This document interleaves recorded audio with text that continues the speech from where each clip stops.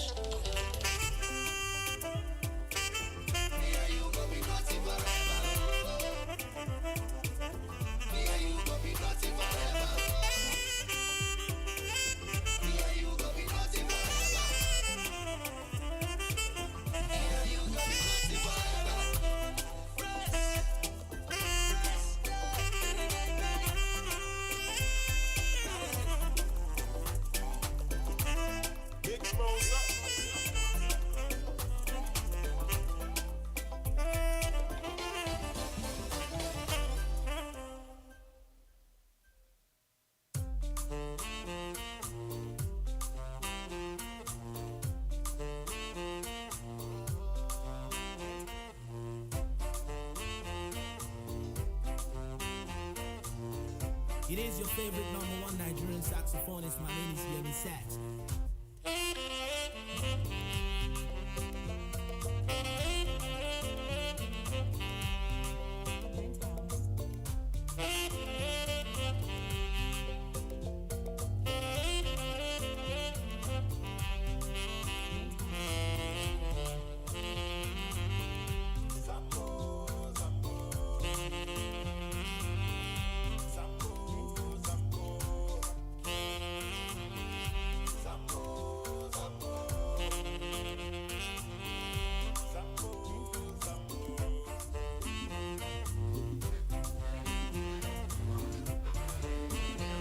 Okay, so I'm seeing that we're enjoying this so much.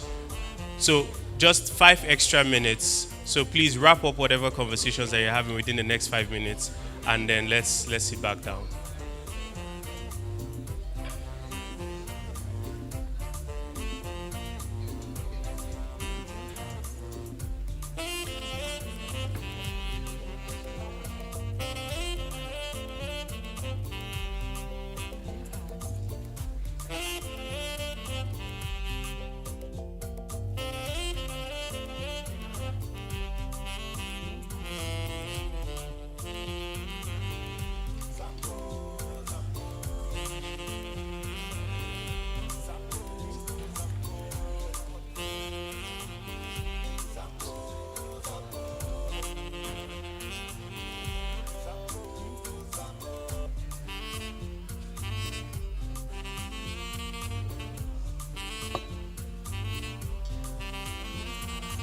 Okay, so it's seeming that the extra 5 minutes were not needed, right?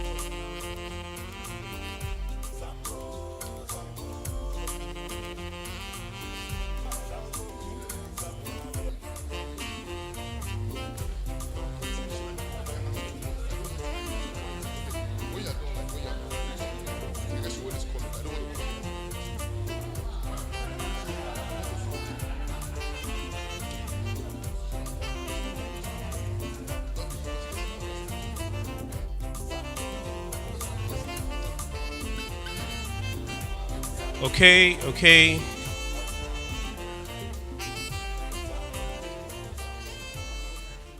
Okay, so it's time for us to get back to our seats.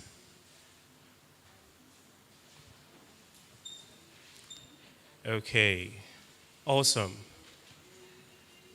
So wait, we all had this amount of networking in us, and we waited till we were asked to do it, right? Okay, awesome. So welcome once again to everyone, and thank you for obliging me and doing all of this. So first things first, right? Only one person came to network with me. Only one. Ah, I'm on my own. Hey, only one person. So that's fine. Right. So here's what we're going to do, right? I am going to pick someone at random to tell me, out of all the people that you spoke to, the one person, or maybe, let's not make it look like this thing, but one person that you spoke to that you're definitely going to be connecting with after this. So who do I pick? Who do I pick? Who do I pick? Okay, first, any volunteers? And okay, volunteers. Okay, we have two. Okay. Good morning, everyone. My name is Lola Odeyale. I'm the lead consultant of KK Well. We're into distribution and packaging of health food and drink products like no sugar Zobo drink. Okay, so I met with Ngozi. Ngozi is into smart cards.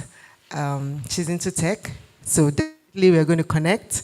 And also I met with Mari. We're doing the same thing, organic food. And I met with Osi, um, a beauty consultant. Thank you. Awesome. Please, can we put our hands together for her? Not only did she remember the names of the people she met, she remembered their businesses and what exactly they do. So please, that's great. So, next person. Thank you. Thank you. Good morning, everyone. My name is Marie Ene Oga, Londia Foods and Farms Limited. We are into organic foods, precisely instant rice that will make workers in Lagos cook their meal, especially rice, in a very short moment. I met Dr. Lola. We are into the same kind of business, food processing and for health and wellness. Also, my sister Ngozi, who is in tech, I will definitely be meeting up with both of them. I'm tech deficient a little bit. If you look at my age, you understand. So she's going to do a lot for me. And above all, I met Jane, who is the head of the one-woman, yes, of Sterling, Women Banking in Sterling. I will definitely link up with her, apart from my two sisters and everyone that attended the Women Investment Readiness Accelerator here today. I will be taking their details. Thank you very much. Thank you, thank you, thank you. Right. Okay, so, does any other person want to try? Is there any other person? Nobody. Awesome. So we're just going to move along.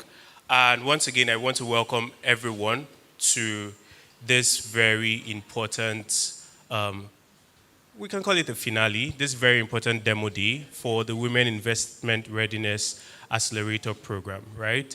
So just a little bit of background. How many of us know about WIRA here? If not people that were participants of WIRA, how many of us that were not participants know about the program?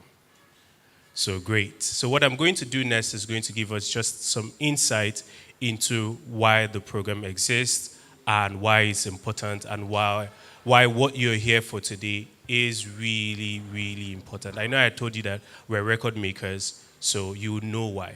So the Women Investment Readiness Program is an initiative of Sterling One Foundation supported by the Development Bank of Nigeria. And this program exists because oftentimes you hear that, oh, a lot of women entrepreneurs are not well funded. There's even a particular line that is often used, and it is that women are over mentored or over advised but underfunded. Has anyone heard that before? Right. So we thought to ourselves, what is one of the challenges that has existed? And one thing that we found was that most of the businesses are not even investment ready. So we said, what can we do to help them so that they can come into the pipeline, and the next time you see all those pitches, you see all those, oh, Y Combinator has signed this, would have more women in that group.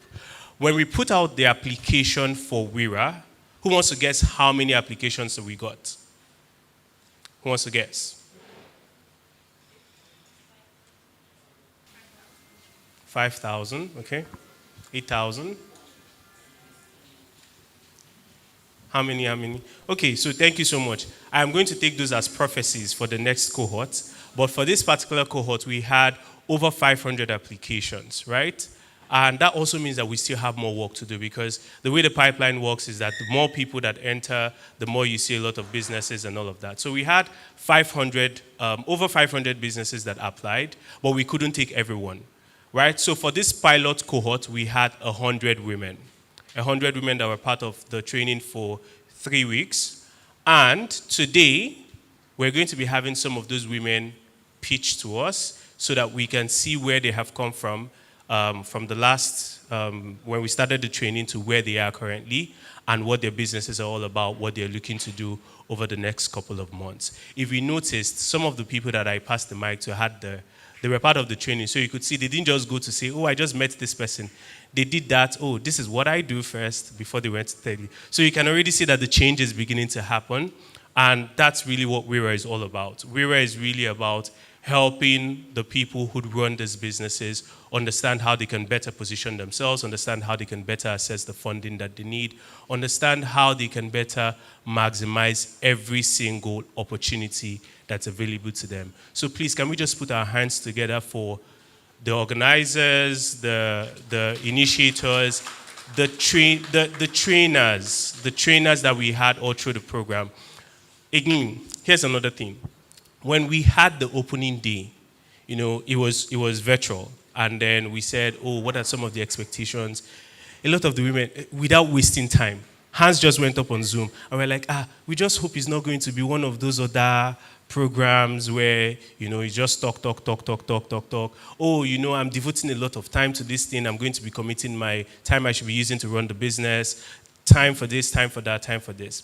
Excitingly, we have some beneficiary videos from this cohort. So when we play them, you would compare what I just shared as the feedback they had at the beginning to what their experience has been now that the cohort is done. But please, let's just put our hands together once more for the trainers. The trainers.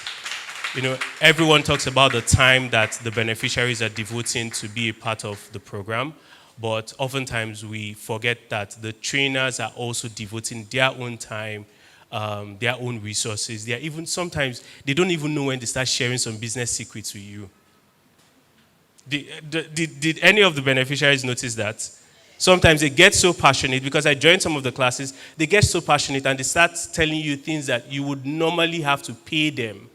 Sometimes they wouldn't even tell you. They start telling you how they started, things that you can only get if you have front row seats to them. So thank you so much to every single trainer that we had from week 1 down to the final week. And please, a special round of applause for our technical partner on this, Molu Ventures.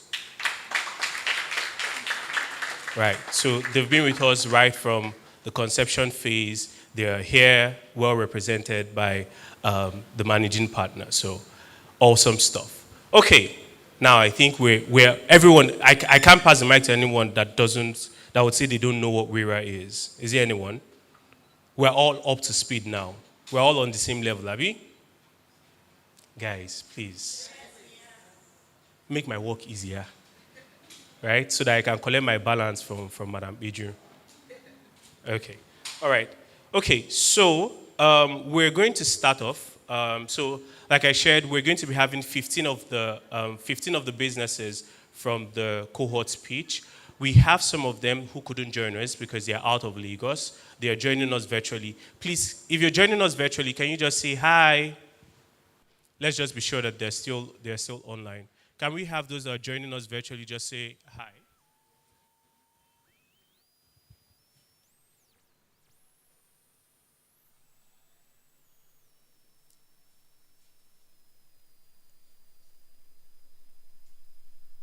So if you're speaking, you're muted. Okay. Okay, so we can see you waving, but we can't hear you. Hopefully when it's time to pitch, we can absolutely... I hope that when it's time to pitch, we can hear you loud and clear. Okay, so yes, we have a couple of them joining us from other states that couldn't make it down to Lagos, but we're also going to have people that are going to be pitching with us here today. So I'm just going to let us know how this is going to run so that once we start, we're just moving straight. Now, for those that are going to be pitching, they're going to have 5 minutes to pitch to the judges. We're going to have judges, some of them were also part of the trainers. Now, the businesses are going to pitch for 5 minutes.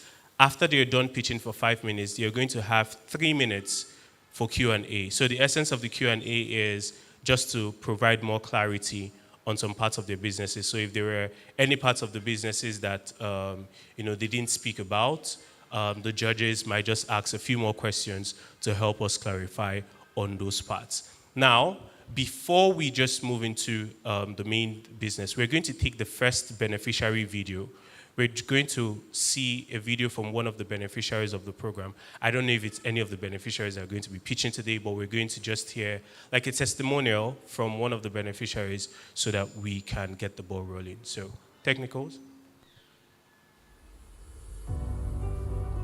My name is Joy Temilade Adewi, JT for short. I'm the founder at DIY Africans. It means Do It Yourself Africans. When we started, one of the joy and what makes me excited to talk about what we're doing at DIY Africans is always the fact that we have about a 95% positive feedback rate, with our shoppers. For us at DIY Africans, we have the opportunity to serve tech-savvy from the millennial generations downward. The WIRA program came in at a strategic moment, and so when we came in, one of the topics that was taught was design thinking, and the truth is that it was able to help fix the bugs in my head at that point.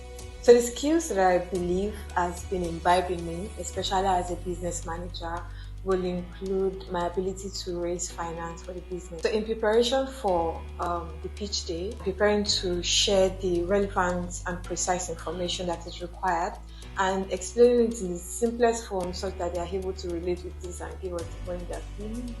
I want to say a big thank you to Development Bank of Nigeria and Sterling One Foundation. The fact that we are women means that we're a minority in the entrepreneurship and business space. Once again, thank you so much. It's been a great opportunity and I've had a great time.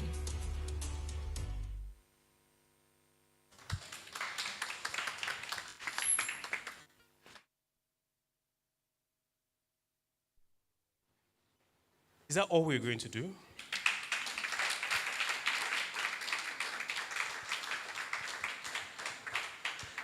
Okay, so we should have been more excited to see someone in that space because it's a male-dominated space, right? Craft work.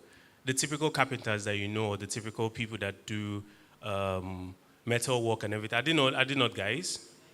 So to see a woman thriving in that sector, shouldn't that deserve a better? Aha, let's make it resound then.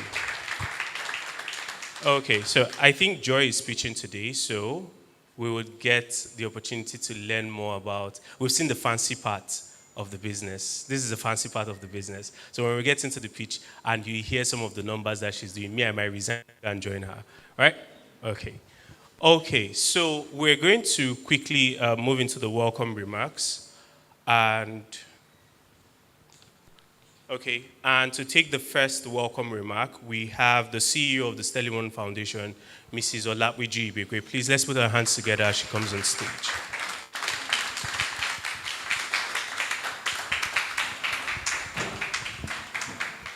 Thank you very much, Godfrey.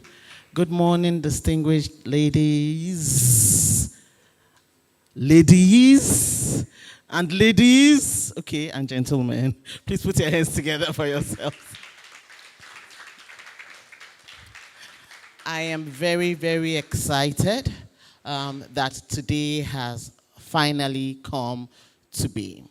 I'm going to take a trip down memory lane to let us know why we're here today. Of course, Sterling One Foundation has gender equality as one of the sector's focus areas that it mainstreams across its programming. And like I was telling one of our distinguished mentors and judges here, we had a session on genderless investing in partnership with the UNIDO Investment Technology Promotion Office 3 years ago. And that's to let you know that this journey did not start today. Now that is one. We also host a deal room as a side event of the Africa Social Impact Summit, which is today the leading development convening across the continent that is hosted in Nigeria. And Development Bank of Nigeria is one of our partners, has been one of our partners for the deal room. We realized that most of the people that come to pitch do not necessarily get the funding they desire. because they are not ready. That's one. Two, our partner, and I must honor the Chief Financial Officer for Development Bank of Nigeria, Mrs. Ijeoma Ozulumba. She mentioned also that across the news we find that a lot of men are accessing finance, but you find fewer women being in the news doing great things. And we have over 60% of women running for me, but I wanted to give us a background. So if you will permit me, I will quickly run through this speech.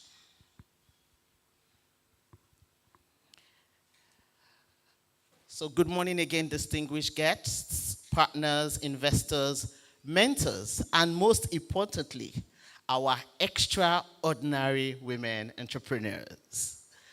It is a privilege to stand here today as we celebrate not just the closing of a program, but the rise of a movement, one that is shaping the future of women-led businesses, not just in Nigeria, but across the continent. When we launched this program in partnership with DBN, we did so with a clear understanding of a deeply rooted challenge. Women entrepreneurs in this country are building brilliant businesses, solving real problems, and contributing significantly to economic growth. Yet, many still struggle to access capital, advisory support, market opportunities, and the network necessary for them to take their businesses to the next level within Nigeria, within Africa, and across the globe. For too long, the path to growth for women-led enterprises has been marked by closed doors, limited visibility, and systemic barriers. And yet, despite all of this, women continue to create, to innovate, to employ, to build. They do so with resilience, with courage, and with an unshakable belief in the value of what they bring to the table. WIRA was designed to respond directly and intentionally to this gap. Over the past weeks, these remarkable women have participated in intensive hands-on training, investor readiness sessions, mentorship engagements, and practical business development workshops. They have learned how to refine their business models, strengthen their financial management, understand investor requirements, leverage data, and communicate the value they bring with clarity and confidence. But beyond the technical skills, what we have seen is amazing transformation. Transformation in how they think, in how they plan, in how they lead, and how they see themselves as business women ready to compete, not just today, but in the future. Today's demo day is a defining moment. It's the moment where learning becomes action, where ambition meets opportunity, where preparation meets capital, and where the stories of these women take a new turn. To our investors, development finance institutions, and ecosystem partners in the room, today you will hear powerful, investment-ready businesses solving real challenges in agriculture, wellness, technology, fashion, manufacturing, services, and the creative economy. These women are not simply pitching for funding. They are inviting you to join them in this transformational experience for them to build and shape sustainable enterprises that will generate returns, create jobs, uplift families, and contribute meaningfully to Nigerians' gross domestic. So it sounds like a tongue twister. I'm going to gross domestic product. To our mentors and trainers, thank you so much. Please put your hands together for our mentors and trainers. Thank you so much. Thank you for pouring of yourself, your expertise, your experience, your weaknesses, your vulnerabilities. You shared it with us so that we will not make the same mistakes. Thank you for sharing of your time with these entrepreneurs. Your guidance has played a vital role, a pivotal role in fueling their growth. To our partner, the Development Bank of Nigeria. I'm not sure they're in the room yet. Is someone here? Oh, please put your hands together for them. Oh, please help me welcome her to the front. Madam Theresa, please come to the front. Please let the applause continue.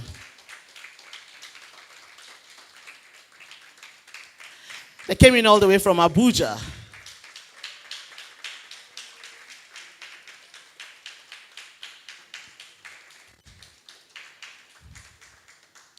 Thank you. To our partner, the Development Bank of Nigeria, thank you for walking this journey with us, for believing, for co-creating, for conceptualizing with us in this immense potential that these women bring to the table, and for investing in the very first cohort of the Women Investment Readiness Accelerator.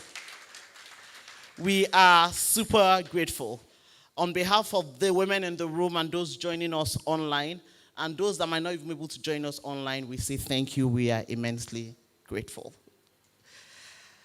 And to our exceptional WIRA participants, I am incredibly proud of every one of you. You showed up. You put in the work. You asked the difficult questions. You pushed through the late nights, the homeworks, the adult education, the revisions, the rehearsals, and the moments of self-doubt because you believed you could be something bigger. Please put your hands together for yourselves also. Today, you are here standing, stronger, bolder, more confident, and I am proud, very proud of who you are becoming. Regardless of the outcome of today's pitches, please remember this. The real win is the transformation you have already gone through, the knowledge you have gained, the network you have built, the clarity you now have about your business, and the belief that you deserve capital, opportunities, and you also deserve a seat at the table. This program is only the beginning. We expect you to scale, to expand, to employ more people, and break barriers in your different sectors. At the Sterling One Foundation, we will continue to champion this cause. We will continue to be vested in you. We will continue to invest in you because we believe that this is the least you can ever be. As you pitch today, stand tall. Your ideas are valid. Your business is worthy. And your voice matters. A big thank you to everyone who took time out of their busy schedule to join us, please. Please put your hands for Alethea Capital.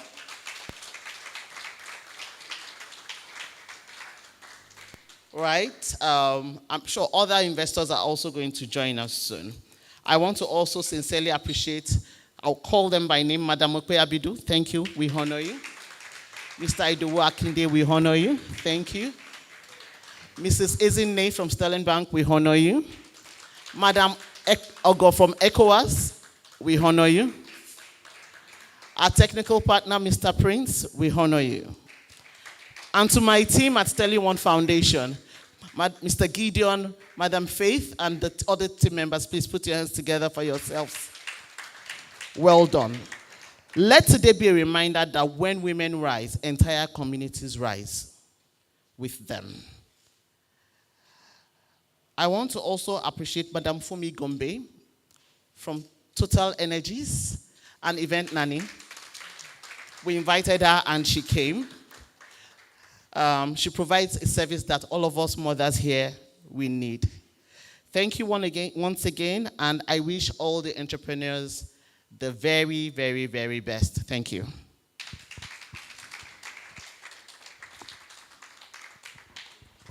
Okay, thank you so much, Biju. Please, let's another round of applause for Biju. You know, Biju got on stage and she said, ladies. I almost started feeling like I was in the wrong room, but I mean, did you feel like you were in the wrong room for this thing? Okay, so we are welcome here. Okay, thank you so much, Biju, for your opening remarks. We're going to take a second opening remark from our partners, the Development Bank of Nigeria. And the opening remark is going to be taken by Teresa Lawal, who is the head of product development and strategic alliances at the Development Bank of Nigeria. She's responsible for developing specialized products for banks and leading strategic partnerships with other DFIs, multilateral agencies, and other institutions aimed at promoting development finance and increasing access to finance for MSMEs in Nigeria. Her professional experience spans the banking industry from business development, product management and solutions, DFI relationship management, renewable energy, branch operations, retail and consumer banking, commercial and MSME banking. So she was previously the head of renewable energy and energy efficiency and head commercial banking products and propositions, regional head SME business and project manager for several development finance initiatives at EcoBank Nigeria Limited. She commenced her career in 2001 with Zenith Bank as a customer service and relationship officer and later transitioned to JP Morgan Chase in 2005 as an account specialist. Whilst her experience in banking has been vast, she has always been an MSME advocate and continues to leverage on her role within the development finance space to promote financial inclusion, sustainable financing, and capacity building for the underserved MSMEs. Please, with a resounding round of applause, let's welcome Madam Teresa Lawal.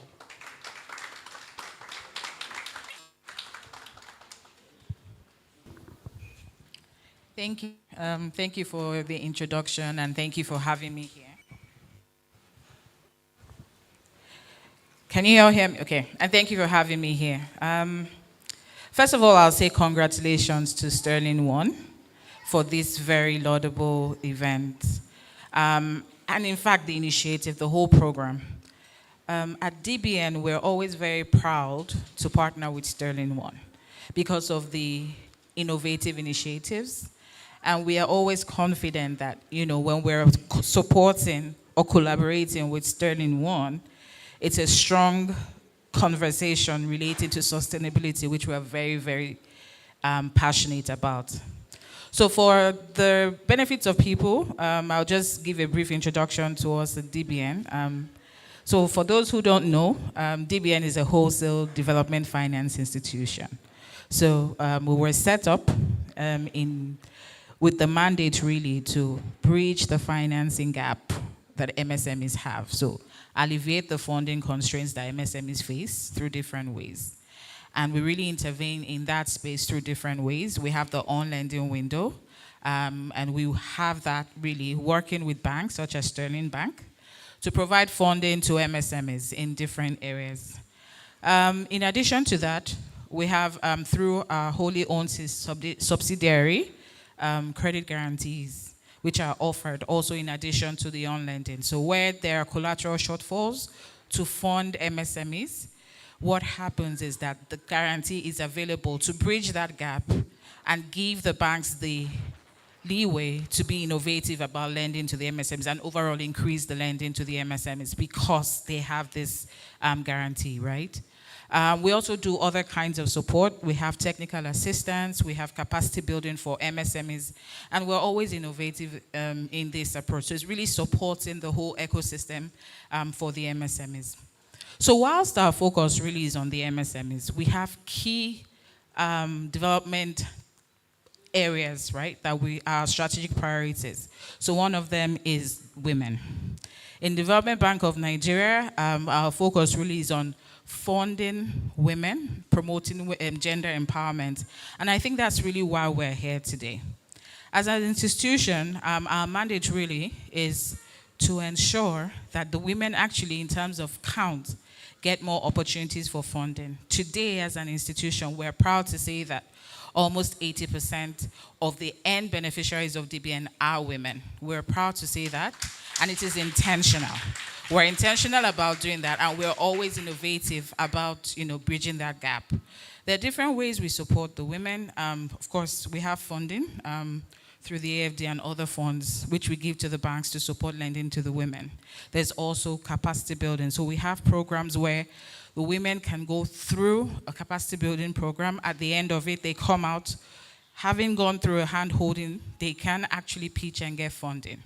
But besides that, and besides the guarantees and all that we have, we're always very passionate about co-creating, collaborating, because there are so many innovative ways in which we can play in that space.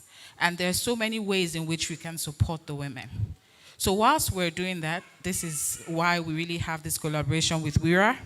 And whilst we know that this is the first, we're very confident that this will just be the beginning of many other successful rounds. I think I would stop here. I will just say that for us at DBN, we're happy to be sponsors of this event.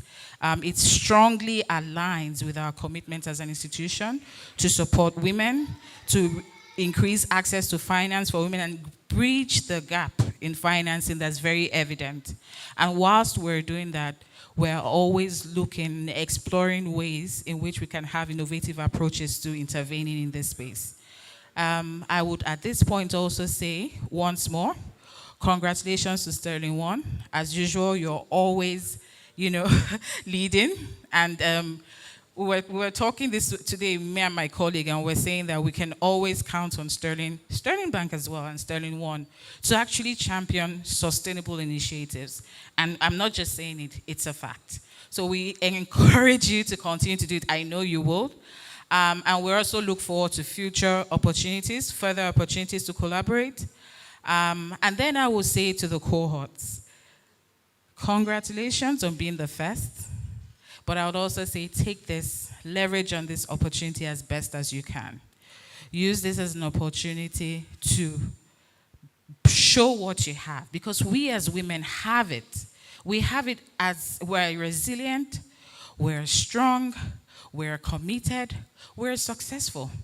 And this is just an opportunity to show all of that and more. So we wish you the very best, and we look forward to working with you on other things in the future. Thank you very much. And to all the special guests and all the other participants, thank you, and we look forward to a successful event. Thank you. Thank you very much, Madam Teresa Lawal from DBN. So we're quickly going to take another beneficiary video. We're going to see another beneficiary video before we move to the next segment of the event.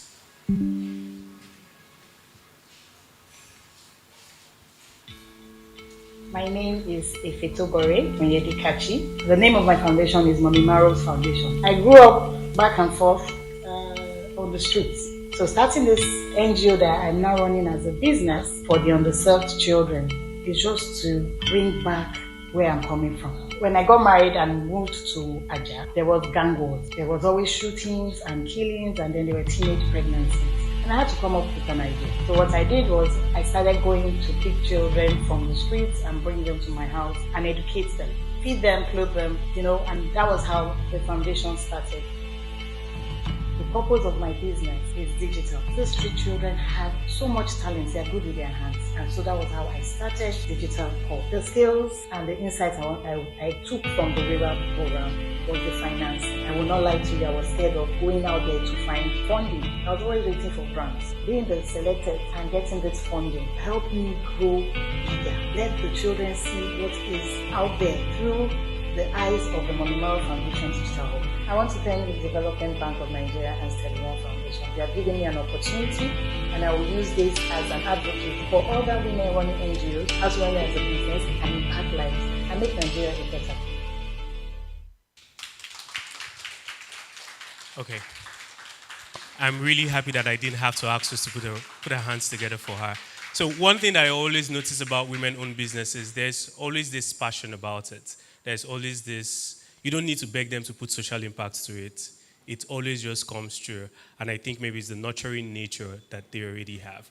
So awesome stuff. And another thing, it was interesting to hear the representative from Development Bank say that 80% of their funding goes to women, and then we have someone else saying, oh, I was scared to go out for business. This is why WIRA exists. We want you to know that there is funding for you. Just prepare yourself, and that funding will come to you. So we're going to quickly move to a few goodwill messages, and the first goodwill message that we're going to take is from Ezinne Nwokafo, who is a group head business banking and the head of One Woman at Sterling Bank. Please, let's put our hands together for her.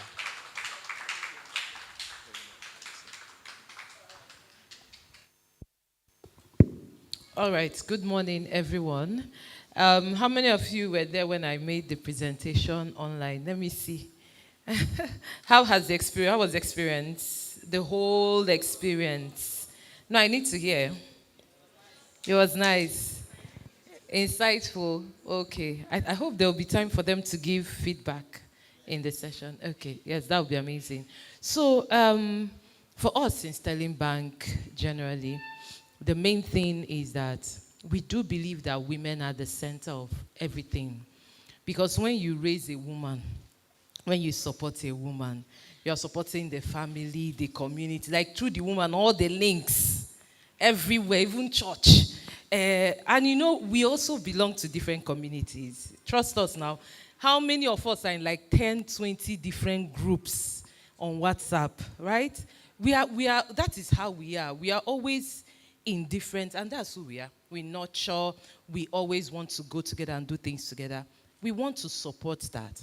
And that is why we deliberately create solutions and get whatever it is that we need to support you with, we will get it. We want to be able to support women. And like I said during the session, one of the things that typically that we've seen, or that me personally have seen when it comes to women is, we know some of these things, we know opportunities, and we hear them, we hear about them. But most times we don't take action. Most times we are afraid. We doubt ourselves. We have this kind of inferiority complex. Different things, even, thinking about, just go ahead and do it. That's the difference most times between women and men. Men will see it and they move. But we will spend time analyzing. Are you sure? Is it possible? I know these people, they will not give. They're always saying they are giving free money, but it's not true. This subsidized one, are you even sure it is true? And we will not go after things to understand what supports us or the things that support women.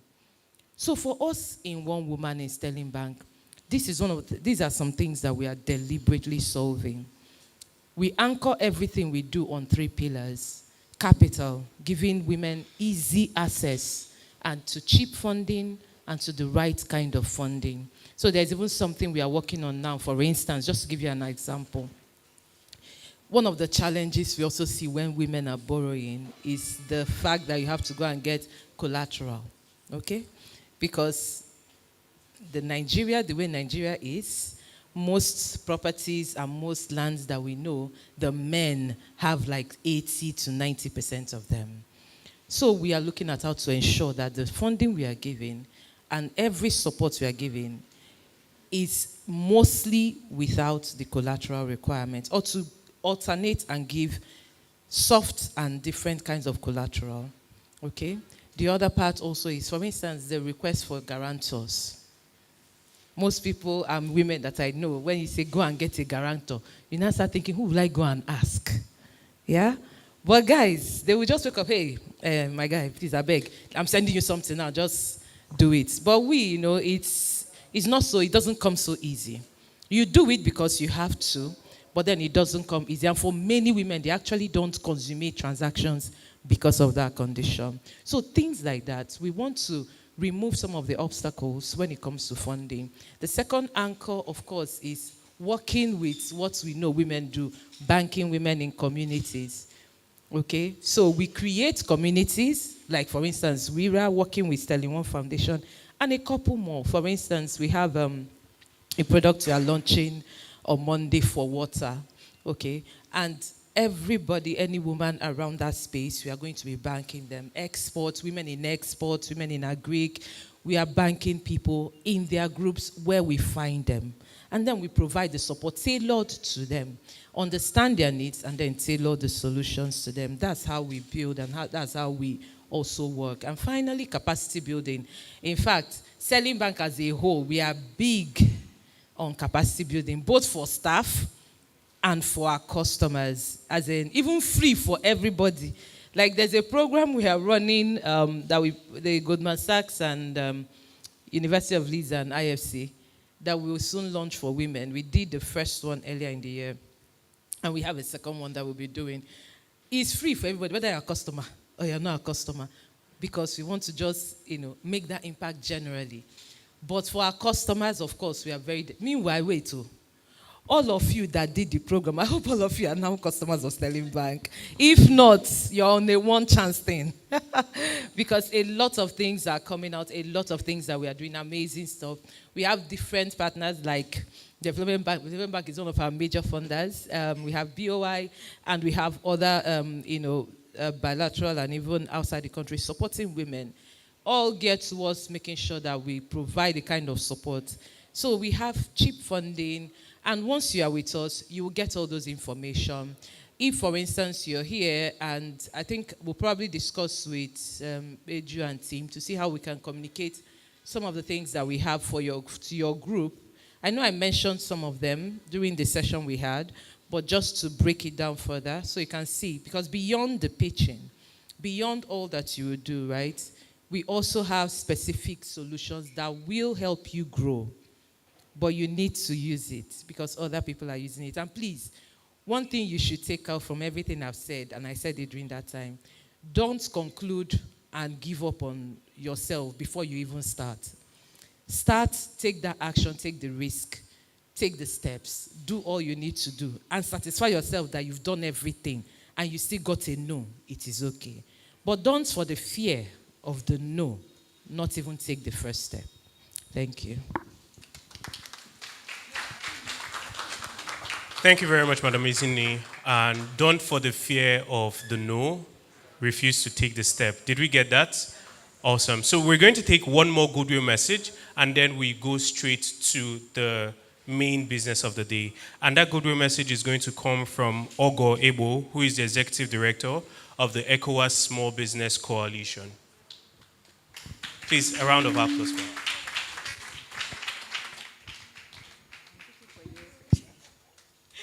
Hello, everyone. Good morning. I would say I'm also a participant, but on a different sector. So thank you, Peju, and the Sterling One Foundation. My story is a long one, but maybe you need to hear it so it would help you with your own business. They had a program coming up. It's called the ACES. And I saw it on the social media, and of course I called Beju immediately. I was like, oh my goodness, Beju, please, I need a ticket for this. And I went on rambling how it would help me, how it would help for visibility for ECOWAS Small Business Coalition, because we just started. And then she was like, oh, go calm down. I would do you a solid. I would send you 20 tickets. And send me your logo. I don't know if you remember, and I would put it up as a technical partner. I was very excited. I went through all the program. On that day, I was ready. My laptop was in my bag. Anyway, it goes everywhere with me. My book, my pen, I was ready for the ACES. When they started, I sat down diligently like a very good student looking for an A. And I heard everyone. We had the breakfast session. Beju, she knows how to bring the right people together. So everyone you see is the right person for you, for your business. You just have to see how they would be part of your business, how they will impact your business. I sat down. She had numerous guests coming in. I went through their details. I would asterisk, maybe 1 for this, 5 for this, must for this. You have to talk to this person. Okay, maybe not. It all depends on how the energy is. And I did exactly that. I met a couple of people. I explained who I was and what my organization is all about. And I had further meetings. I met Nigerian Philanthropy Group. First of all, I didn't know philanthropy is investment and not charity. So I was educated in my almost 50 years on charity and investment. And I had a couple of meetings afterwards. She called me, and so you must always be prepared in terms of your profile, your business profile, your pitch. You should be prepared at any time to give it. You never know. You might be actually being in an elevator and you're ready to give your pitch because you never know who you see and where you see them. And she was like, okay, I have a meeting with some stakeholders from the network diaspora from America and their investors. Are you ready? I was like, yes. They're like, okay, I'm on the island, 5 minutes, you're here, pitch. I was like, done. I ran, went, sat down with them. They didn't want to say any profile. The lady was like, speak. And of course, I went on about MSMEs and all our problems on trade integration, on standards, on AI. I was like, I can go on and on. But I would stop now and ask you, where can you help me? And the first thing she was like, you see, I saw you speak, your body language, your passion. I know you won't take all the money like how people do and put it in different things. You're capable. And these are some of the investors that came. And I told Peju, yes, last week, I signed a $2 million contract, an MOU, for digital integration across the region for MSMEs. So all MSMEs, you're invited to join and participate. It's for free. You get certification to be part of it. And we bring services for our MSMEs. It all depends. It doesn't matter what region you're on. Even if you're in trade, in services, be part of it. For that program, it's basically going to be trade in services because not everyone can trade. But we have the youth who are very savvy in terms of how they work and all of that. And we're changing the dynamics of how we do business now. We don't want to do it the traditional way anymore. The world is a global village. We have all the tools to be more impactful and to grow our business and to have residual income and have presence across the globe, not just in Nigeria or in our own rec in West Africa. So we do that. We go through with our MSMEs. We want to see access to markets. How far do you want to go? What's your readiness? How can we upscale you? And we also work with DBN. DBN is also one of our partners in terms of upscaling our MSMEs and make them trade readiness for export. And we do all of that, not just for the West African market, for the East Africa, South Africa, Europe, and North America. And we believe that in Africa, it's our time. Our time is now. We have all the tools, we have all the legal tools to do all of that. And like all the other speakers have said, we are ready to work with you and we are ready to upscale ourselves because we need to move the dial. Thank you very much. And congratulations again.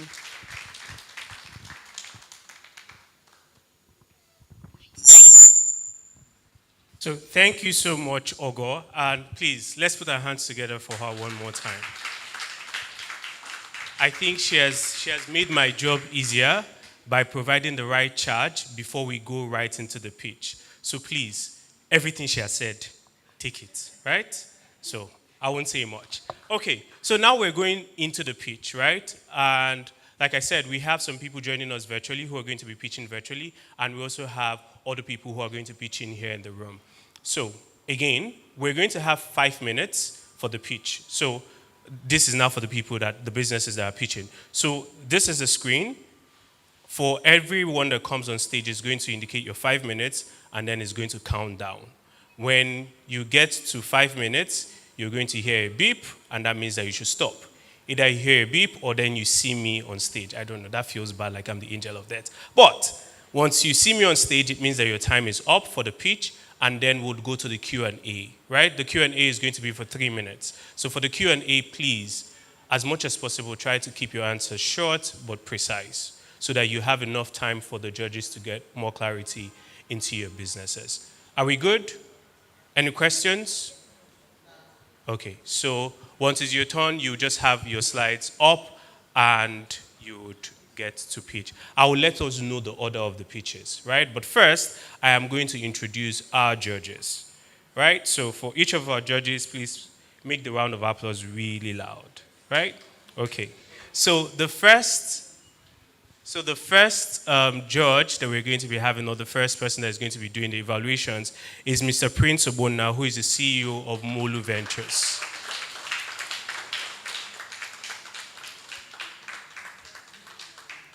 Please, let's keep the applause going. Okay, and next we have Izine Nwokafo, who is a group head, business banking, and head of One Woman at Sterling. And next we have Madam Mokbera Budu, who is the managing general partner at AfriGlocal Venture Capital.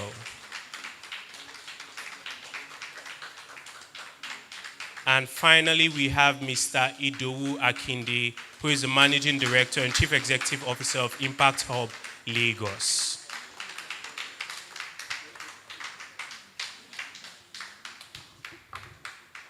Okay, please, let's make sure that all the judges have their evaluation sheets now. Hi, Gideon. Okay, it's the moment that we've all been waiting for. Something exciting just happened. I don't know if any of us heard a baby crying earlier, right? So one of the people pitching is here with her whole family to watch her, right? So her baby is here, her mom is here, everyone is here to cheer her on. So please, this is big business.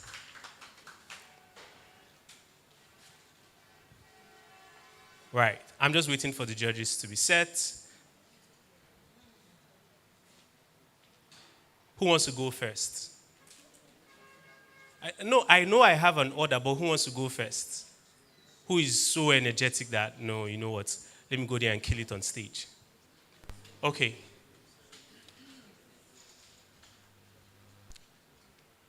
So we're just going to give the judges a few minutes to get set, and then we'll start off.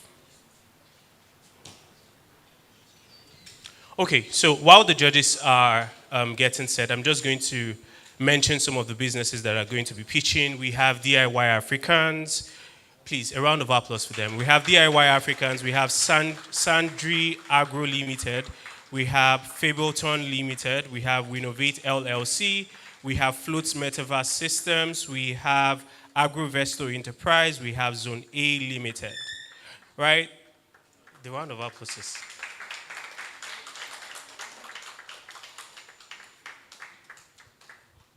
Okay, are we set?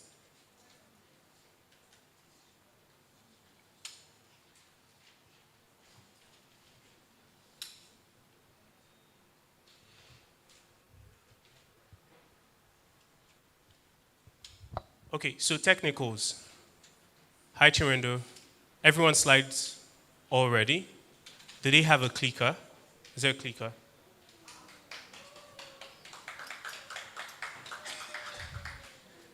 You guys have made why are you guys doing this now? It was meant to be a special. Okay, so I think the judges are set, and the first slide is already up. So please, let's put our hands together for Fableton Limited. So let's remember, 5 minutes for the pitch, 3 minutes for the Q&A, and please, when they start pitching, until they stop. Until they are done, let's keep our round of applauses. So once they're done, then you can now applaud, and then we go to the Q&A.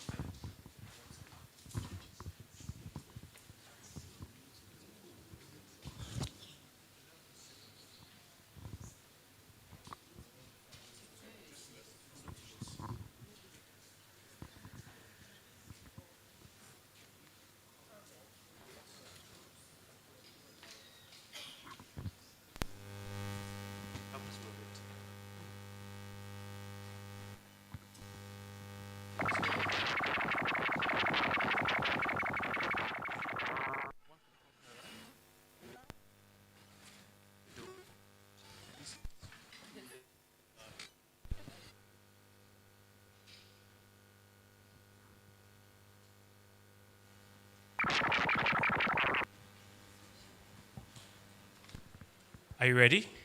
Yes, I am. Okay, so your time starts now. Good morning, everyone. My name is Oluwashimon Lotto. I am the technical founder of Fiboton Limited, a holding company for Occupy Technologies Limited, which is a smart housing platform that connects verified homeowners to verified tenants. Fiboton is a technology company that builds technology-driven solutions, focusing especially on user experience design and user interface design to solve real human problems. Our aim is to create equitable solutions that satisfies customers' visual and interactive expectations using mobile technology. Fiboton provides the technical design and innovative backbone, while Occupy is the revenue-generating vertical currently being scaled and developed.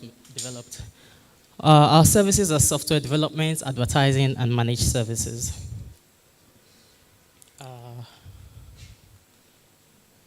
I don't know if you can help me. Yes. Our vision is to build and scale African digital products that drive social and economic transformation through design and technology. Okay. Well, I'm about to talk about my humble self. Oluwaseun Oloto is a versatile Google certified UI UX designer and a MERN stack developer with a strong passion for crafting user-centric digital experiences, skilled in full spectrum of design and development. She's the founder and excuse me, I'm a bit nervous. She's the founder and creative director of Fiboton Limited, a digital and creative company at the intersection of storytelling, design, and technology. Her background in advertising, where I've worked with Honda, Porsche, and Nokia and Coca-Cola. In addition to her tech expertise, Oluwaseun is a driven entrepreneur. I've expanded my business acumen through programs such as Google Hustle Academy and, of course, the WIRA program. And now we're launching Occupy Technologies.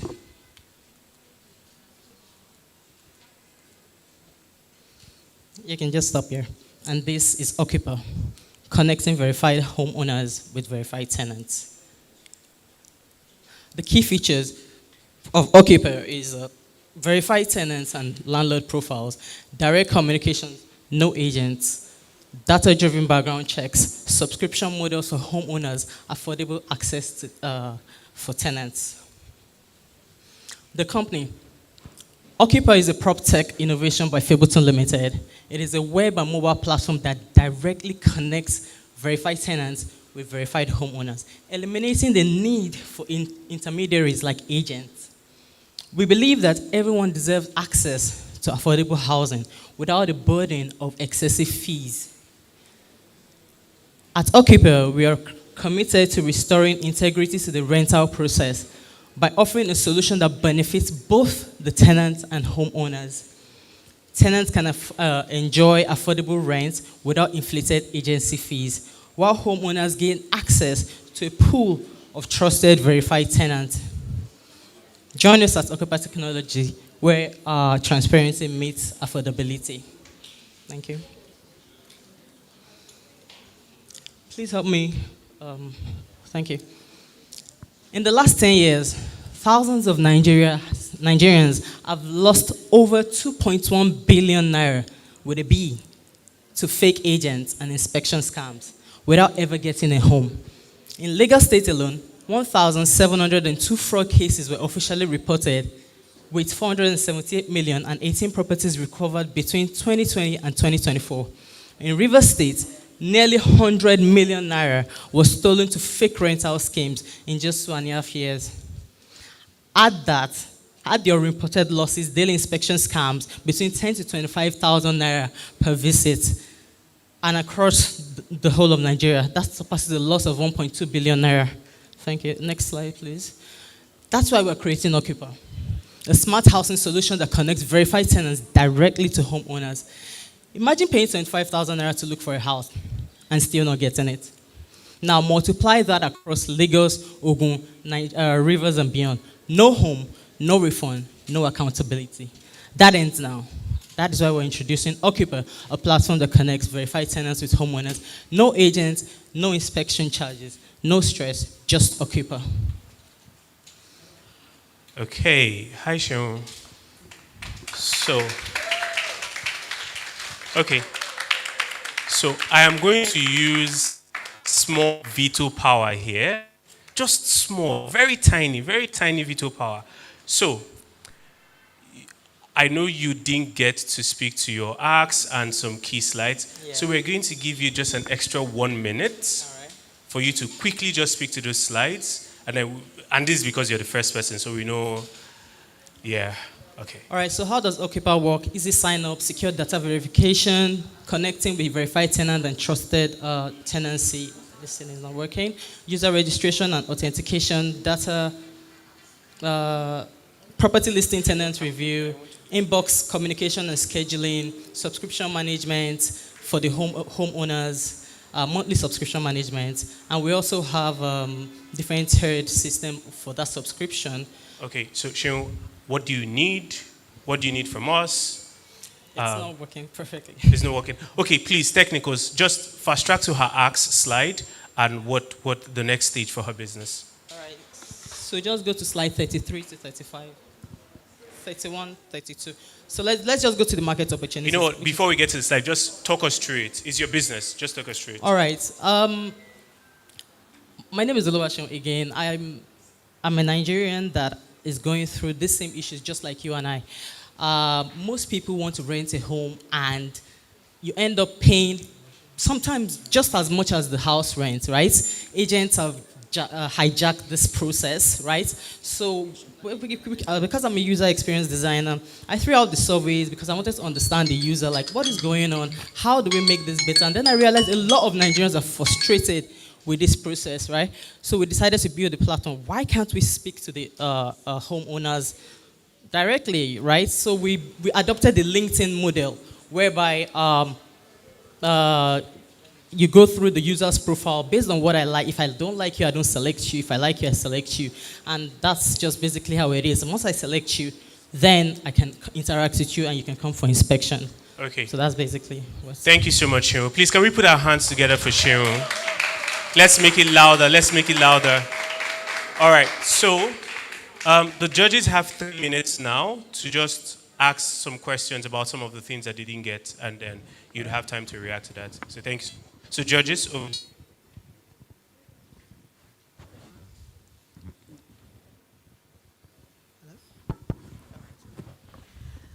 Okay. Oluwaseun, right? Oluwaseun. All right, great. Thank you for that introduction to your company. And well done on thinking through a solution to a problem. I think I'll first of all just give a quick feedback and then maybe just one quick question. I think preparation is very important. When you only have 5 minutes, the purpose of even coming to the whole pitch must be met, which means you need to get to your ask.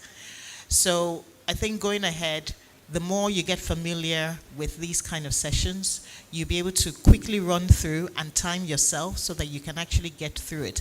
At pitches, you don't really need to dwell on the technical aspect, but really, what is the business about what you're doing? So we really didn't get to understand what your ask is. It's very important that you make that request so that a response can actually be given. But I think one quick question that I would want you to understand, to answer. Who really are you targeting? Because it wasn't really clear. As much as you're talking about Lagos, Ogun, who really is your ideal target? How can you profile that person? Well, my ideal, what do you say now? The target audience are basically Nigerians that, disgruntled Nigerians that have had to pay excessive fees, like I said earlier, to rent a home, right? Just because of the burden of agents. You have to pay agency fee, legal and agreement, 20% agency, and so many charges and things like that. So those are basically my target audience, Nigerians that are disgruntled and that deserve a home without paying so much to get it because of fees that don't even apply to the property. Okay. All right, I'll pass it on to Michael. But what I think you should also work through is try and narrow it down. Is it by demography? Is it by age? Is it by earnings? Is it by their aspiration in terms of what they can pay, their capacity to pay? This will give you better insights rather than just generalizing everyone. Thank you very much.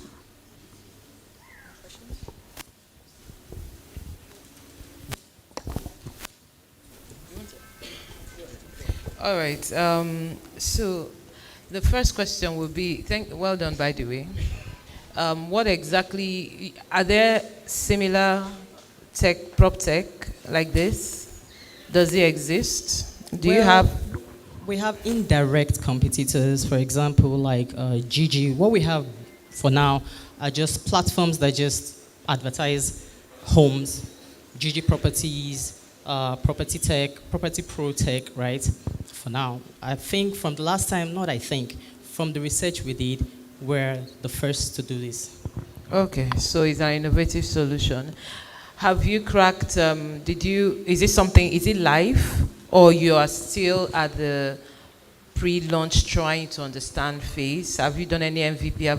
Have you done anything yes, at all? Yes, we do have an MVP. And okay, you will have. You haven't. No, we have an MVP, and we're currently in production stage. Okay. That means we're coding it right now. Okay. Okay. Cool. Awesome. And what's your business? How do you make money? Fableton Limited. It's a technology company. We build solutions. We do managed services. No, how does Occupa make money? We make money through subscription models from the homeowners, 5,000, 10,000 monthly subscriptions. We also make money from we also charge a 5% management fee for every tenant that pays for their property on Occupa. So if they go directly to the homeowner? Well, we have incentives to draw them back to Occupa at that point. I'm asking questions that you need to really consider. Then why should I as a homeowner come here? Did you, in your user experience and user search, did you survey the homeowners or only people that are, because from what you have said, your app is not just for you have two target audience. Your target audience is not just disgruntled Nigerians. Homeowners are your target, and because you are, in fact, they are even what to give you money. So your target audience is who gives you money. So really think through that, right? All right. Thank you so much, Ezini. Unfortunately, we're out of time, so thank you so much, Sharon. Please, a round of applause for Sharon once more. Guys, let's make it louder. Okay, so we're moving to the second pitch. So please, right? For those of us that are going to be pitching, let's make it as short but precise as possible, right?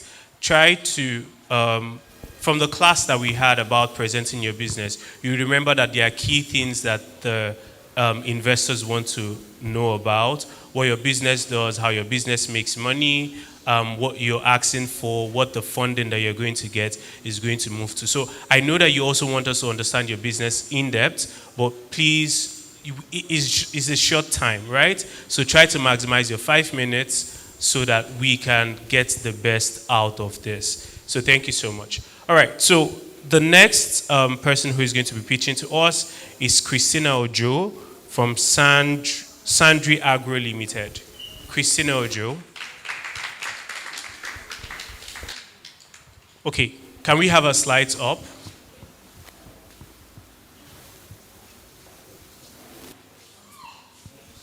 Okay, are you good?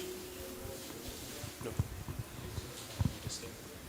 Okay, so the technical team behind is going to manage your slides, so it's faster, right? So just let them know when you need them to move to the next slide so that it can move as quickly as possible. Are you good? Yeah. All right, awesome. So please, let's try to keep it quiet, and then your 5 minutes starts now. Thank you. Good morning, everyone. I'm Ojo Christiana. I'm the co-founder and head of digital marketing team at Sundry Agro Limited. an agri-tech brand transforming the way Nigerians shop for quality food items. Agriculture contributes 25% to Nigeria's GDP. However, about 38 million tons of food are wasted annually because farmers lack access to the markets. And in the city, busy professionals do not have time to deal with the long queue at crowded markets, and they resort to fast food, and sometimes they skip their meals altogether. We also see mothers juggling career and home, as their energy, time, and patience being stretched too thin in the kitchen.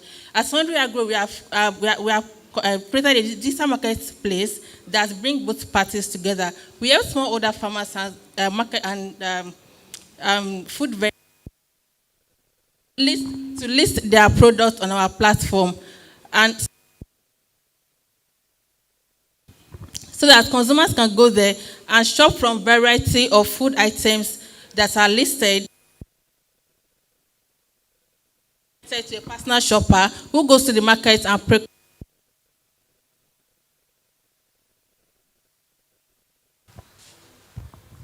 and deliver it to their doorstep within 3 to 6 hours of their order confirmation. We are working with target markets of over 40 million Nigerian men and women in the middle and upper class are earning about 500,000 to 1 million naira monthly and spending about $900 million on food and farm produce annually. Our business model is okay. We have competitors, but our competitive edge is that we provide location-based delivery. For example, if you order from Ikeja, shoppers within that location, this ensures faster delivery and less money spent on logistics. We also offer personalized shopping experience. If you want your ugu to be shredded, if you want your pomo to be washed, if you want your those services as well. Our vendor listing platform also allow smallholder farmers and market manage their inventory directly from the dashboard. We have a book a cook service, but it's still in the pilot phase.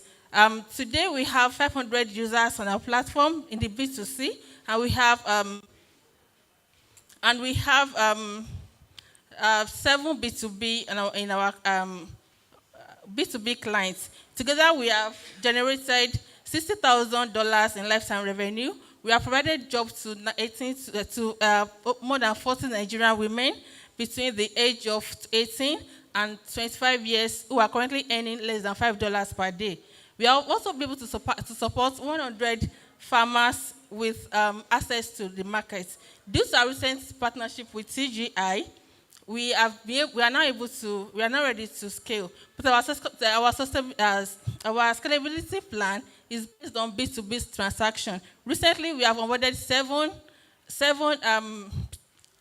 B2B clients, and from now on, we want to onboard 5 new B2B clients every month who will be doing, our currently B2B clients are currently doing 1.5 million naira each every month. So we want to onboard 5 B2B clients every month who will be doing collectively be doing 10 million naira, and to help us generate more than 20 million naira in annual revenue over the course of 12 months. To further scale our business, we want to partner with financial institutions who will provide us funding so that we can fund our B2B clients who want to do more sales but do not have the capital to do that.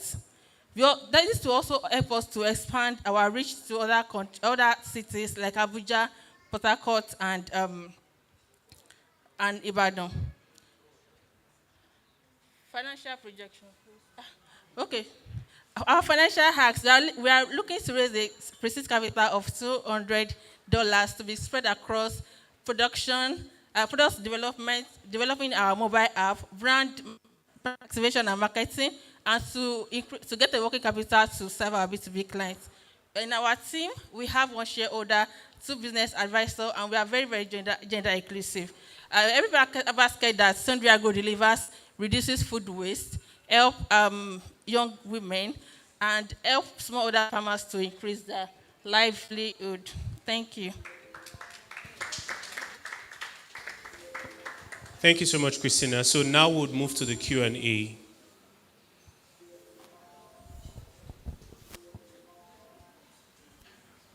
Hi, Christina. Christiana. Yes, sir. Hi, Christiana. Thank you. I wish this was before you started. I would have said breathe in, breathe out, okay? Just relax, okay? Thank you.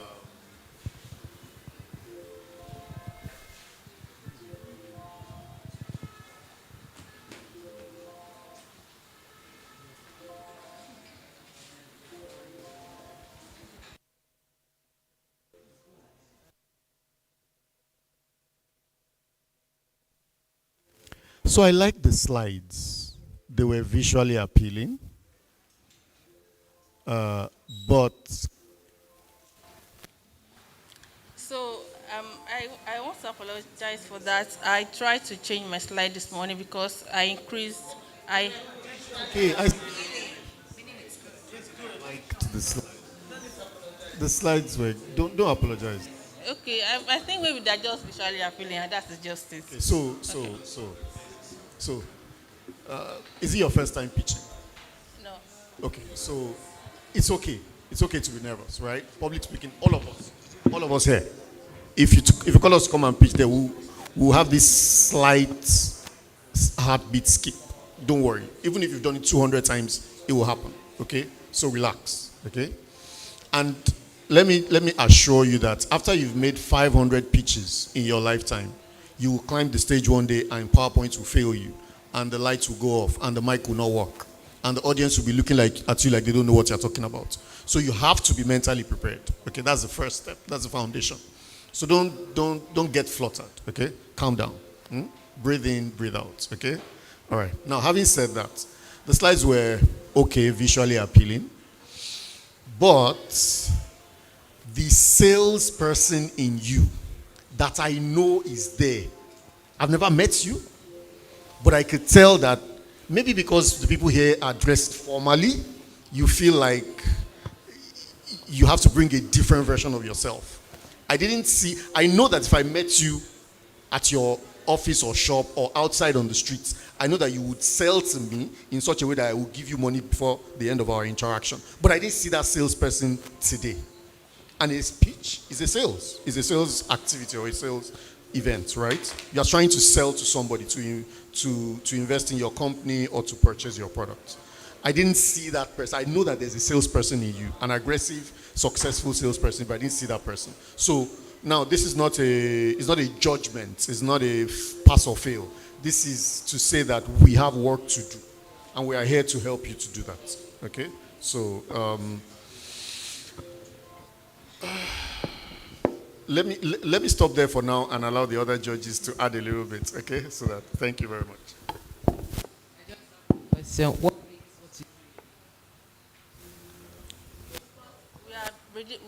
We are bridging the gap. We are reducing food waste, and we are bridging the gap between smallholder farmers who lack access to the markets and busy professionals in the urban areas of Nigeria who do not have time to go to the market to procure quality farm fresh good items.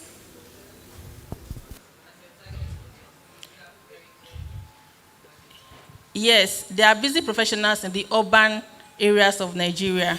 They are working moms, busy professionals. Which parts of? If I'm in Enugu, okay, in urban area, I have easy access to. So, okay. Currently, we only operate in Lagos, but we hope to expand to Ibadan, Port Harcourt, and Abuja in the next 2 years.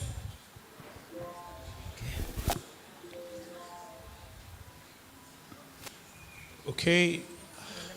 All right. Thank you so much, Christina. Please, a round of applause for Christina. Are we getting tired? If you don't clap, I'll randomly pick you and tell you to come and pitch your own business. So we really need to appreciate them because it's not easy to come here, talk about your business, answer all these questions. Right. Okay, so we're going to take our first... we're going to take the first person who is joining us virtually. Can we confirm she's on now? If she's not, let's move to the next person. Is she? Okay, so the next business that is going to be pitching is We Innovate LLC, and they're going to be represented by Moturayo Opayinka. Is she ready?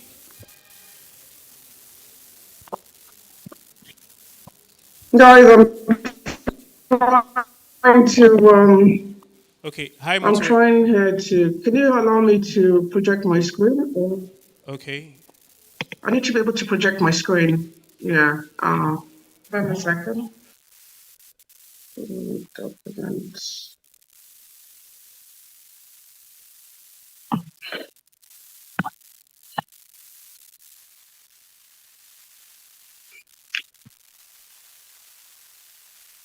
Maybe you want to go to the next person whilst I get this ready. Thank you.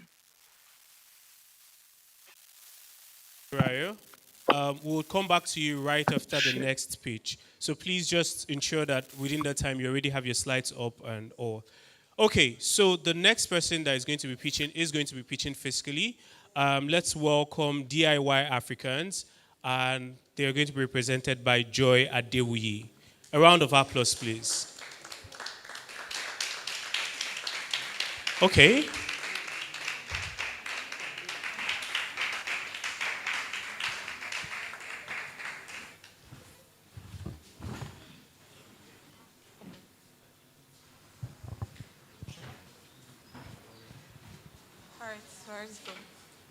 Good morning, everyone. My name is Joy Timilade Adewi. I'm the business manager at DIY Africans, and with me here is Saviour, who is our operations officer. I want to take you back to childhood days. I want you to reminisce your childhood experiences. What did your living room look like when you came back from school? Remember the mats on your dining table? Remember the glass center tables and TV stands? Is it nostalgic?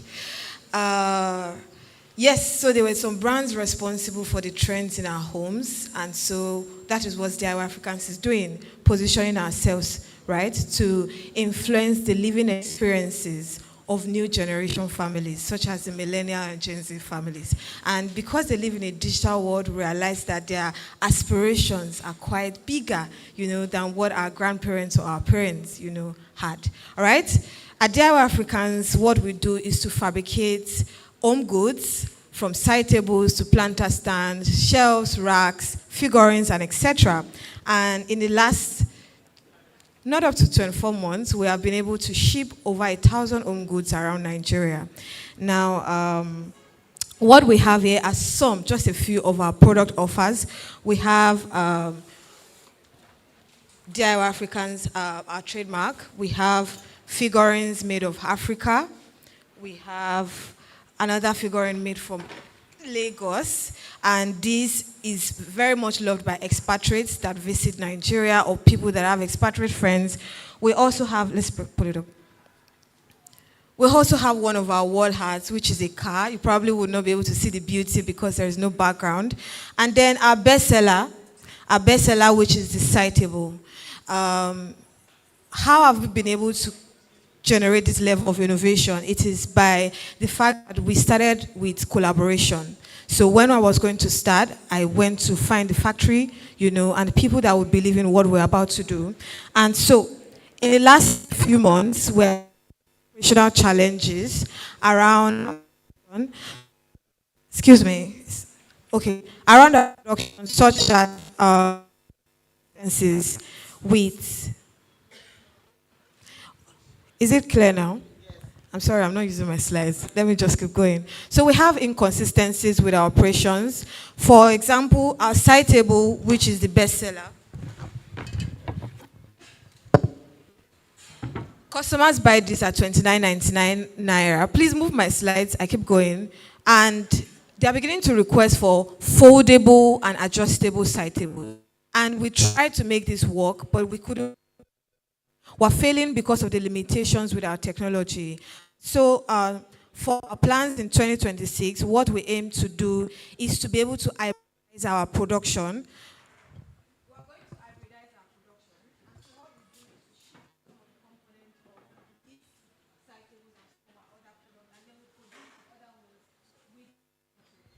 not working and it's disturbing me.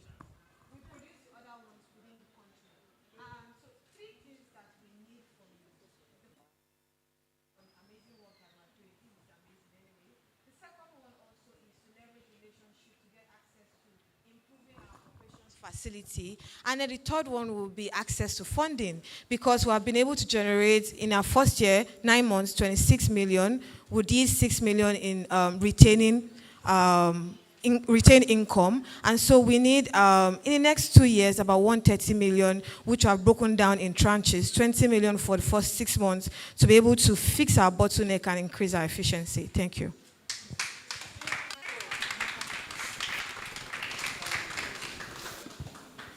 Okay, thank you so much, Joy. I know you still have some time on your pitch, but we can go on with the I give Q&A. it to the judges. They can use it.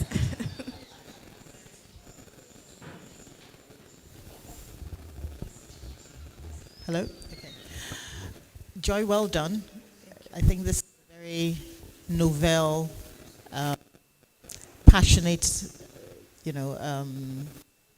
experience that you're providing. So my first question is, who are the makers?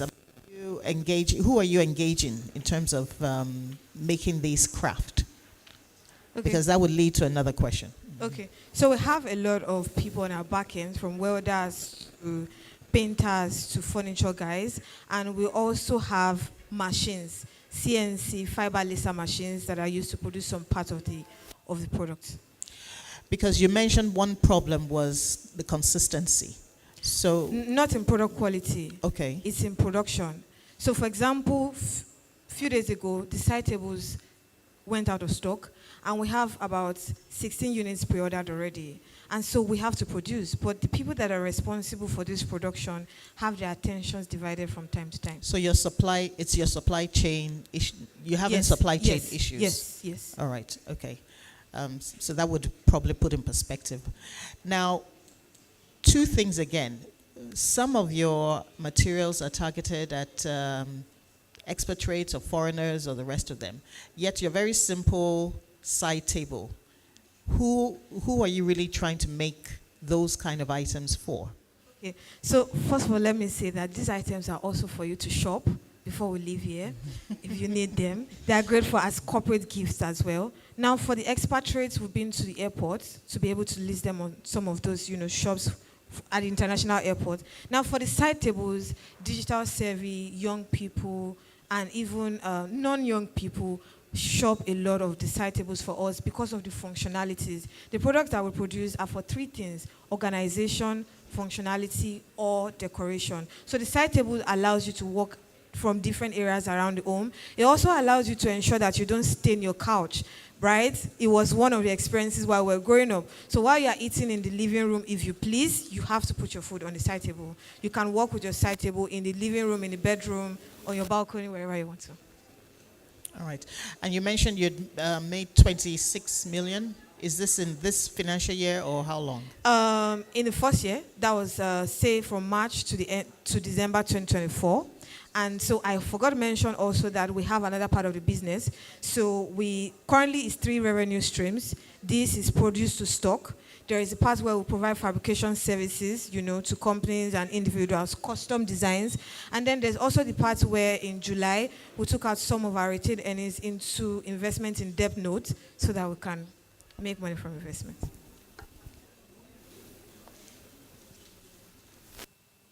Okay, nice work. I've been following your development and really impressed that you're able to, deliver today. So my questions will be around your competition. Who do you see as a competition? And then also, what is the strategy for growth in the next 3 years? Thank you very much. Okay. Now I need to churn out what I've written. So first of all, competition, we have a lot of big guys, especially international guys, who are competing, producing some of the things we are producing. But one of the leverage we have is in terms of design, right? I was speaking with Dr. Obin at LBS on Tuesday about these operational issues that we had, and what his advice was to say, look, if you are going to send them a design to fabricate this, ensure that, you know, the remaining parts are designed uniquely so that what people are getting from you is strictly, you know, to the Africans. And then talking about our growth plan, we have this crazy idea around live commerce because I've seen it work in places like Asia, right? And so right now we do product explainers of our videos, and in 2026 we want to start with live commerce such that we can trigger sales from live experiences online. So we first of all want to leverage our existing TikTok, Instagram, YouTube to have this initial experience of live commerce. So you are watching us, and because of what you see, the experiences you are triggered to buy. That's why we're here. And so, say at the end of 2026 to 2027, we want to test run the idea of developing a live commerce app so that we can onboard other businesses. That's our growth plan. Awesome. Thank you so much, Joy. Please, a round of applause for Joy. Your 5 minutes starts now, so you have the floor. Thank you. Can you hear me though? I need to confirm I'm audible. Yes, you are. Audible. Yes, you are. Okay. Good morning. My slides are being controlled there by technicals. It's a pleasure to be here. My name is Muturayo Painka, founder CEO of Womenovate.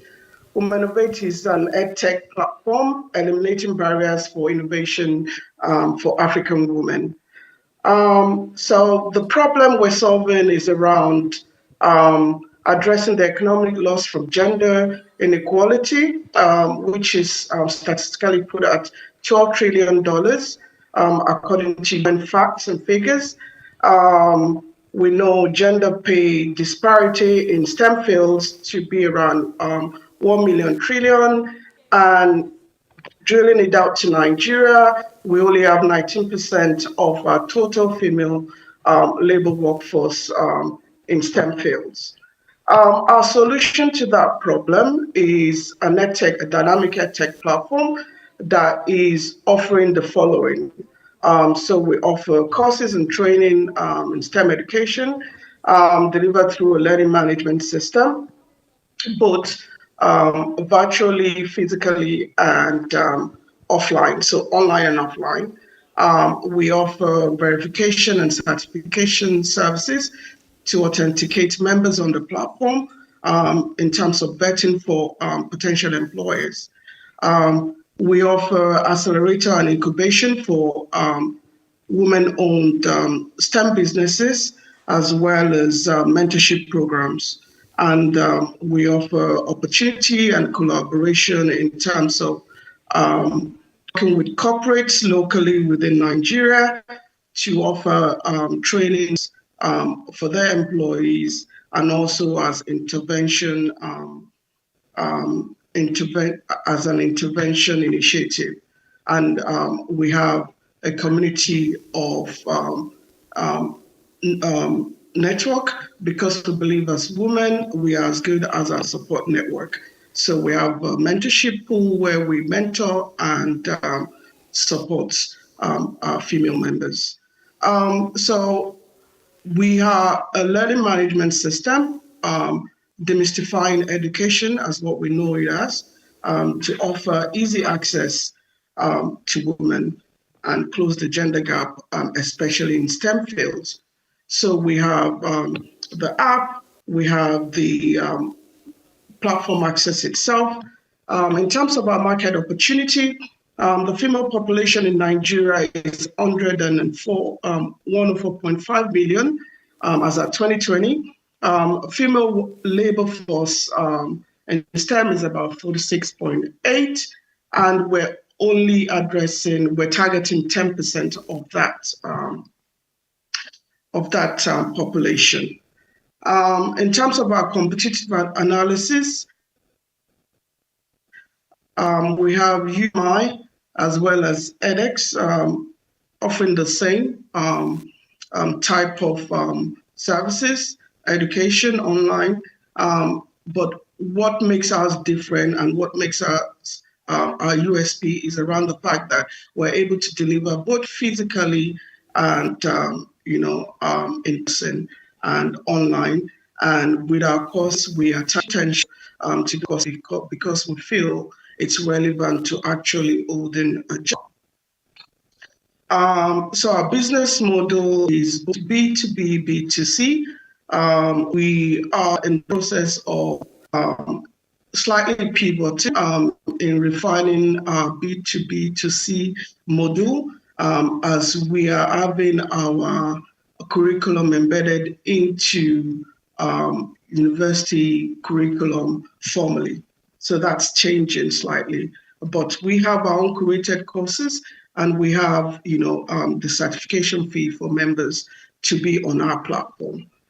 In terms of our traction, Womenovate is an alumni of the Panda Institute, and we have seen commenced the full operation in April 2022.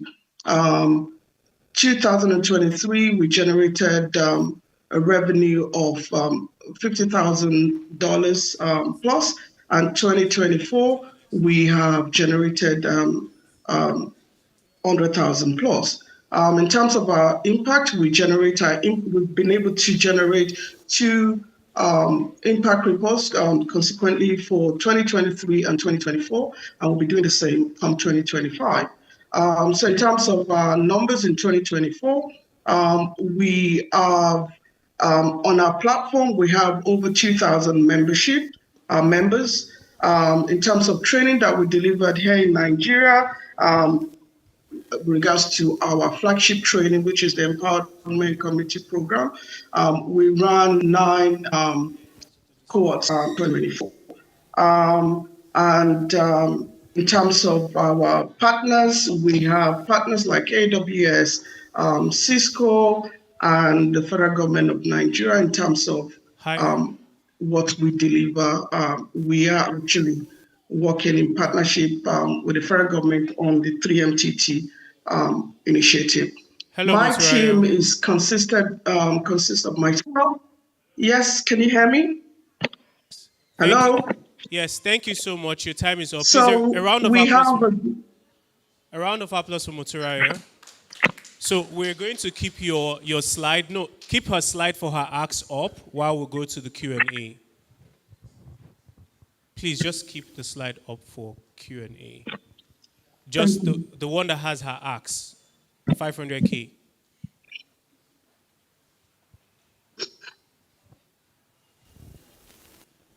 Okay, so Moturayo, we're not going to take questions from the judges. You'd have 3 minutes for that. So, thank you. Okay, Moturayo, can you hear me? Yes, I can. All right. Hello. This is Mrs. Abudu. Well done, Moturayo, on your progress. Thank you. Lovely to meet you. Okay. Maybe just one quick question. I'm looking at your Ask page. In terms of your request to scale to new markets, which are actually outside of Nigeria, my question, first of all, is, do you feel you have exhausted the opportunities within Nigeria? And that really is because new markets have their own complexities. Why is the intention to move outside of Nigeria presently?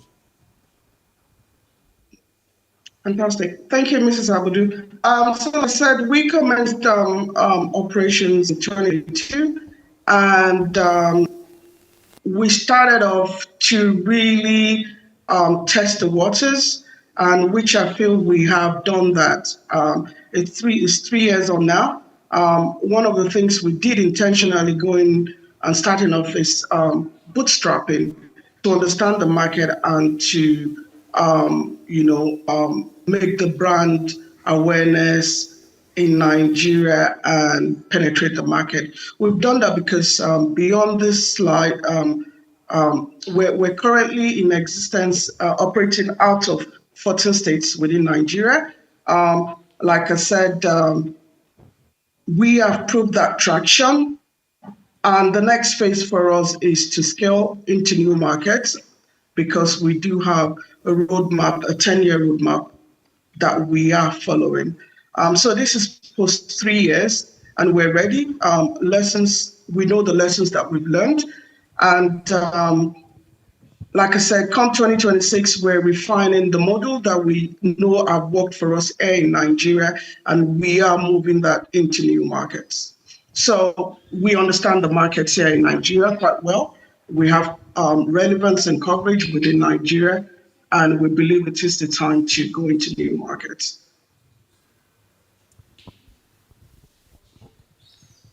Okay, so I think we're out of time, but okay, let's take one more question from one of the judges. Hi, Moturaya. Hi, Mr. Ido. Good to see you. Been a minute. I can see I that. know, right? I can see that this has taken a lot of traction. Question. Thank you so much. So this looks impressive in terms of what you've stated as traction and the vision. 2 more African countries, 100,000 strong community in 3 countries. Question I have for you is, you didn't really say what type of support you need. So in the last 3, 5, I don't know, how many years have you been running this? What are those? 3 years. What are those? Yeah, 3, 4 years. What are those things that are still thorns in your side that you would like? So, thank you, Mr. Akinde. On our ask page, besides the request for funds, what we're also looking for is strategic partners to help us in achieving our next phase in terms of our goal. Like I said, come 2026, in fact, it's in progress now. We have refined our B2B, B2C to include institutional partnership model, and we're embedding our courses directly into university curriculums across Africa. And we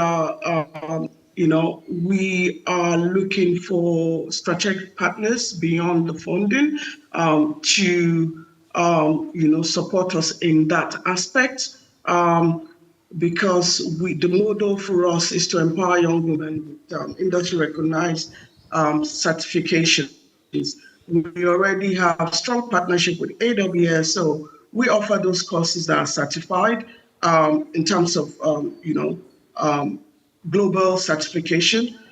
We are a recognized academy for Cisco and Oracle. So basically, beyond the popular OEMs, we're looking for other institutions that would, in terms of partners, to help us achieve that. And most importantly, around our career readiness and employment pathways for our, women into the digital economy.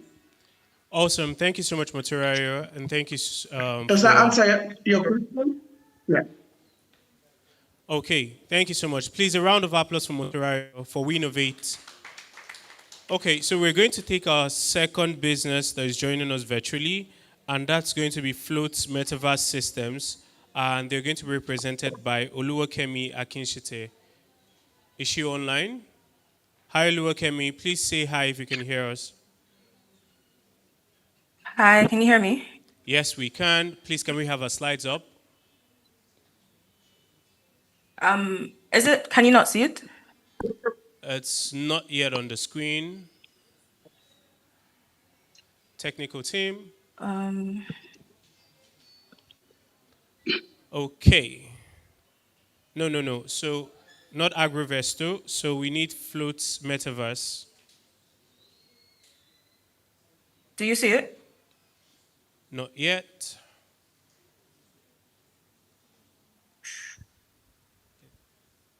Okay, so Kemi, yes, now we can see you and we have your slides up. So please, can we have 5 minutes on the timer? All right. Just a minute, Kemi. Okay. Okay, so you have 5 minutes and your time starts now. All right. Good morning, everyone. My name is Kemi Akinchete. I am the COO at Floats XR. And growing up, my father used to tell me, you have to stay curious, you have to be courageous, and really, you have to question things. You can't always accept the status quo. So going forward, that lesson has sort of been an anchor in how I approach life, but more so my business in Floats. So at 22, I was in my prime at marketing. I worked as a marketing executive and I was watching all these creative campaigns get churned out day after day. But somewhere along the line, something started to feel wrong. The humanness had been sucked out of these campaigns. People were being treated as metrics instead of humans to connect with. And it didn't sit right with me. And we're seeing the effects of that today as content fatigue. And more than that, it's bleeding brand value. Brands are spending millions on campaigns that we forget just like this. So that's why Float exists, really. Float's a company that believes that the future belongs to those who design for genuine connection. And we've created ROM pods, which are portable, modular, immersive environments powered by 3D content, spatial design, interactive technologies, and a touch of AI personalization. To do this, we're able to transform any venue in real life into an unforgettable brand experience for companies. But this is what makes us different. We're adding a measurement layer that experiential marketing simply lacks right now. With this layer, we can track engagement depth, dwell time, and simply correlate them back to business outcomes. So while other people create moments, we're creating measurable moments. And we've shown that it works. Hello? In 3 years of our Hi, existence, Kemi. yes? Hello? Okay, so Yeah. your slides don't seem to be moving. So, Really? yes. They're moving from my end. I don't know what's going on. Do I just continue? So first, let's pause your time and then. Okay. So I see from my end that they are on the right page, but I don't know. Could it be a Okay. lag? What slide are you speaking to right now? I'm speaking to proven traction. Okay, please, can we get to the traction slide?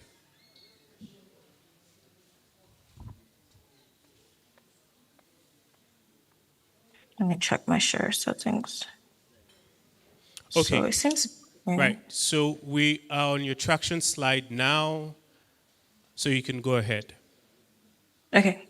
So I was saying, in the last 3 years, we've proven traction. We've delivered over 15 projects to the likes of Kuda Bank, Shivas Regal, and we've been at 2 editions of Moonshot by Techabal. In that space of time, we've generated over $130,000 with an average of about 30% repeat client rates. With with this, we've been able to show 5 to 10x engagement uplifts and higher conversion improvements compared to traditional alternatives. But our defensible advantage is our AI brain. The AI brain is, we're building an AI brain, which will be an intelligent analytics layer that captures data automatically from the environment. It's able to read emotions and dwell time and deliver real-time dashboards showing CMOs exactly what their money bought. This is our moat. So in coming up with this, we assessed the African immersive marketing sector, and we're seeing that it's growing 30% annually. Lagos alone sees billions in event spent yearly, and we're capturing this premium segment through 5 revenue streams. I hope you can see my slides. Through 5 revenue streams, our pod systems, the creative services that we offer, installations, retainers, and partnerships with agencies. But more so in the future, we're looking to open up a venue that brings brands to us rather than us reaching to them. Now, in our financial projections, which is backed from our historical revenue as well, we're projecting that in year one post raising our funds, we're able to take our revenue up by to 20 to 40 million, and eventually by year three have scaled it to about 90 to 140 million. And our goal is to expand throughout Lagos, then to Abuja, Ghana, Kenya, all markets with strong client demand, and eventually, of course, international markets. Okay. Now, our team is led by a unique blend of. Hi, Kemi. We can't see the slides that you're speaking to, so we're still on traction. I really don't know what's going on. It's fine. Okay. Now we can see your Okay, slide. I think it's the lag. Yeah, it might be slow. Okay, so I'm paused on 3 minutes, 48 seconds. But my team is led by makers, dreamers, and doers. We are a merge of creative, technical, and business professionals.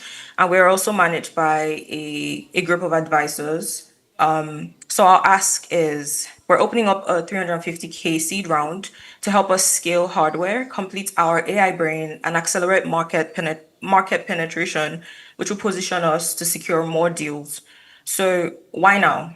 The world is tired of ads. Consumers are numb, brands are desperate, and Africa is leading in experience-driven engagement. So we're not asking you to believe in some vision. We're asking you to bet on execution because we've proven that we can deliver delight. Now we're building the infrastructure to deliver measurability at scale. So invest with floats, and you'll be backing a company that's defining how Africa's most ambitious brands measure marketing success. Thank you. Thank you so much, Kemi. And please,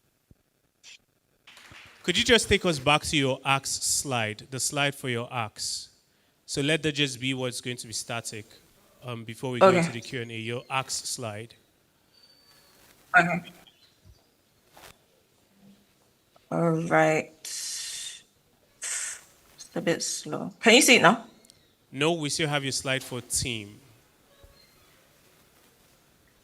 Okay, awesome. Okay. Right. It should be showing in a minute. Yes, yes. It is showing now. So over to the judges. We have 3 minutes for Q&A. So please, judges, you have the floor. Okay. Hi, Kemi. Well done. Great presentation. From a retired geek, okay, to another active geek. I can connect with the XR world, but I have a question. Who is your customer? Our customers are premium brands who already invest in heavy marketing to be differentiated from competitors. So they already have the budget, the allocation.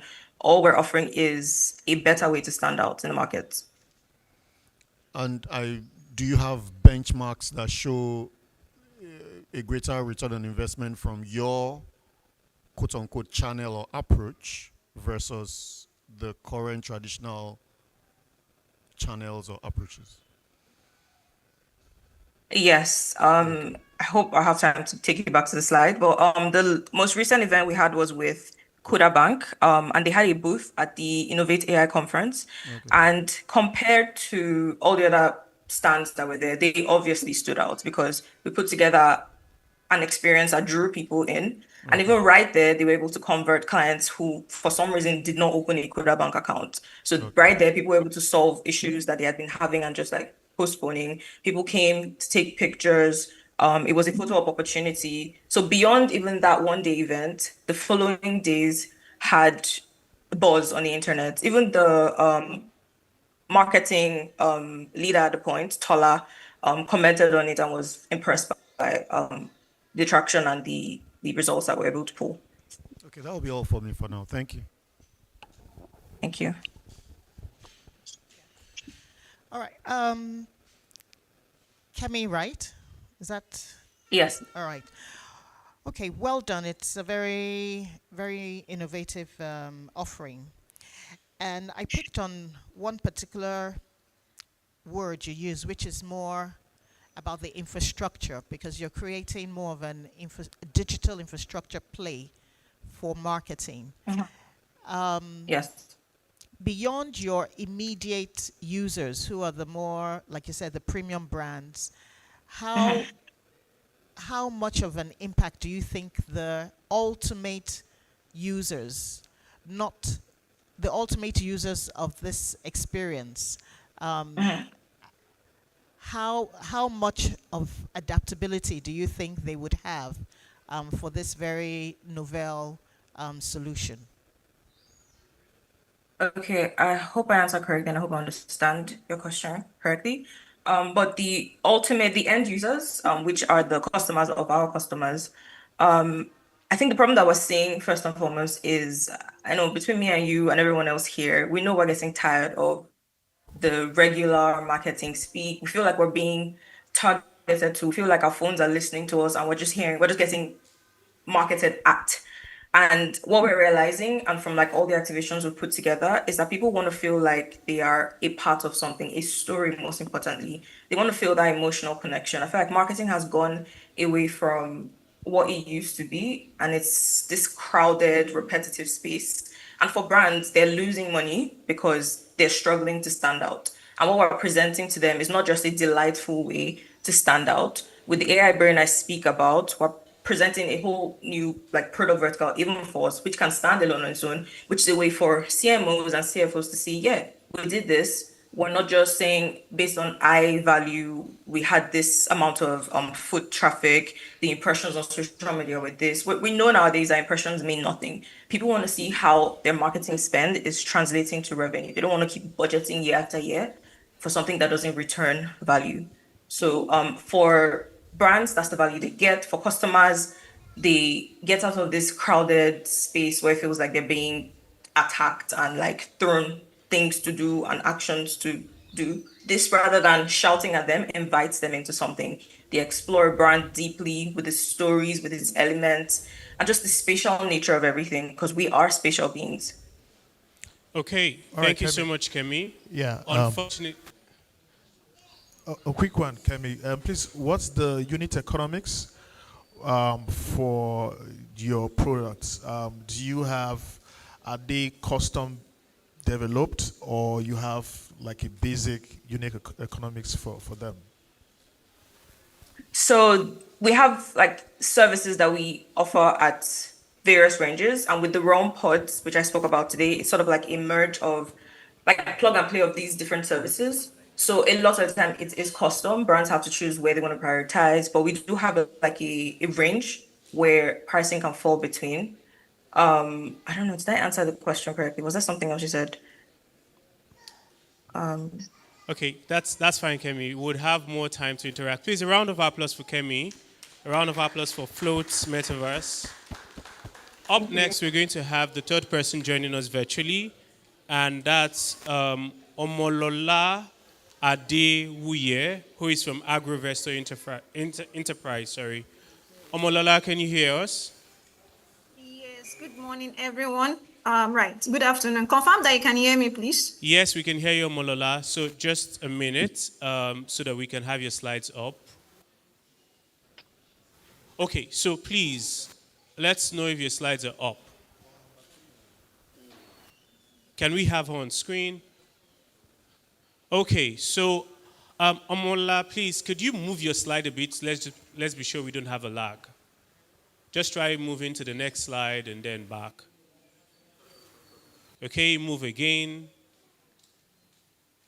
Awesome. Okay, so you have 5 minutes and your time starts now. All right, thank you. Good afternoon, everyone. My name is Omolola, and I'm the co-founder and CTO at Agrovestor. What we are doing is we are enabling climate-smart agri-financing in Africa through data. Today, I'm going to be telling you a story. It's the story of Amina, a farmer in Kaduna. Amina wakes up before sunrise, and she works hard, grows good produce, and does everything right. But at harvest, she loses nearly half of her yield because there's no storage. And when she approaches a bank for credit, she is turned down because she has no financial history. Now, when she finds a buyer, she has no bargaining power because she has no market data. Amina is not an exception. She is actually Africa's agriculture story. Today, across the continent, we spend 36.3 billion importing food we should be producing, while our farmers drown in uncertainty, fragmented records, and a system that does not see or value them. Not because they lack ability, but because they lack data, structure, and access. This is where we come in at Agrovestor. We are building normal OS, Africa's agricultural operating system, which is a digital backbone that finally connects Amina to the world that she has been excluded from. With normal OS, Amina gets a verified digital identity, a complete farm profile, and a transaction record that makes her visible to financials. Her inputs are digitally disbursed and tracked. Repayments are automated, and she receives AI-powered credit scoring. not based on guesswork now, but on actual farm activity, our climate environment, and our historical performance. She even receives a climate smart advising, telling her when to plant, what yield to expect, and how to avoid climate shocks. When Amina harvests, she can sell through our digital marketplace with real-time market intelligence, guiding her decisions. Our produce can now be stored in certified partner warehouses, fully traceable and financeable. Suddenly, like Amina now, she's not just a farmer. She has become bankable, competitive, and connected. On our platform today, we have onboarded over 250 cooperatives. We have 30 plus enterprise partners. We have 20,000 plus farmers already working this journey with us. And we have generated about $75,000 in the last 12 months. And this is just the beginning. In Africa's agriculture market, it is already 280 billion, and it is heading to $1 trillion by 2030. Our roadmap is that over the next 5 years, we want to digitize and trade 1 million metric tons annually across West and East Africa. Our monetization engine is just as solid, from marketplace commission to B2B procurement to warehousing as a service to platform subscription to data monetization. Every activity across the agriculture value chain flows through the ecosystem we are building. Why should you consider us? Because the continent does not need another farming application. It needs an infrastructure, a unified data fabric that brings order to the chaos and gives every stakeholder in the value chain a single source of truth. Our team combines over 35 years of agricultural expertise in supply chain, finance, and software architecture. I myself am a software engineer with over 7 years experience. We build solutions, deploy them in the field, and we have learned side by side with this very farmer that we serve. Today, we are raising $250,000 both in equity and debt financing to strengthen our technology, scale their adoption, deepen data intelligence, and expand across Nigeria.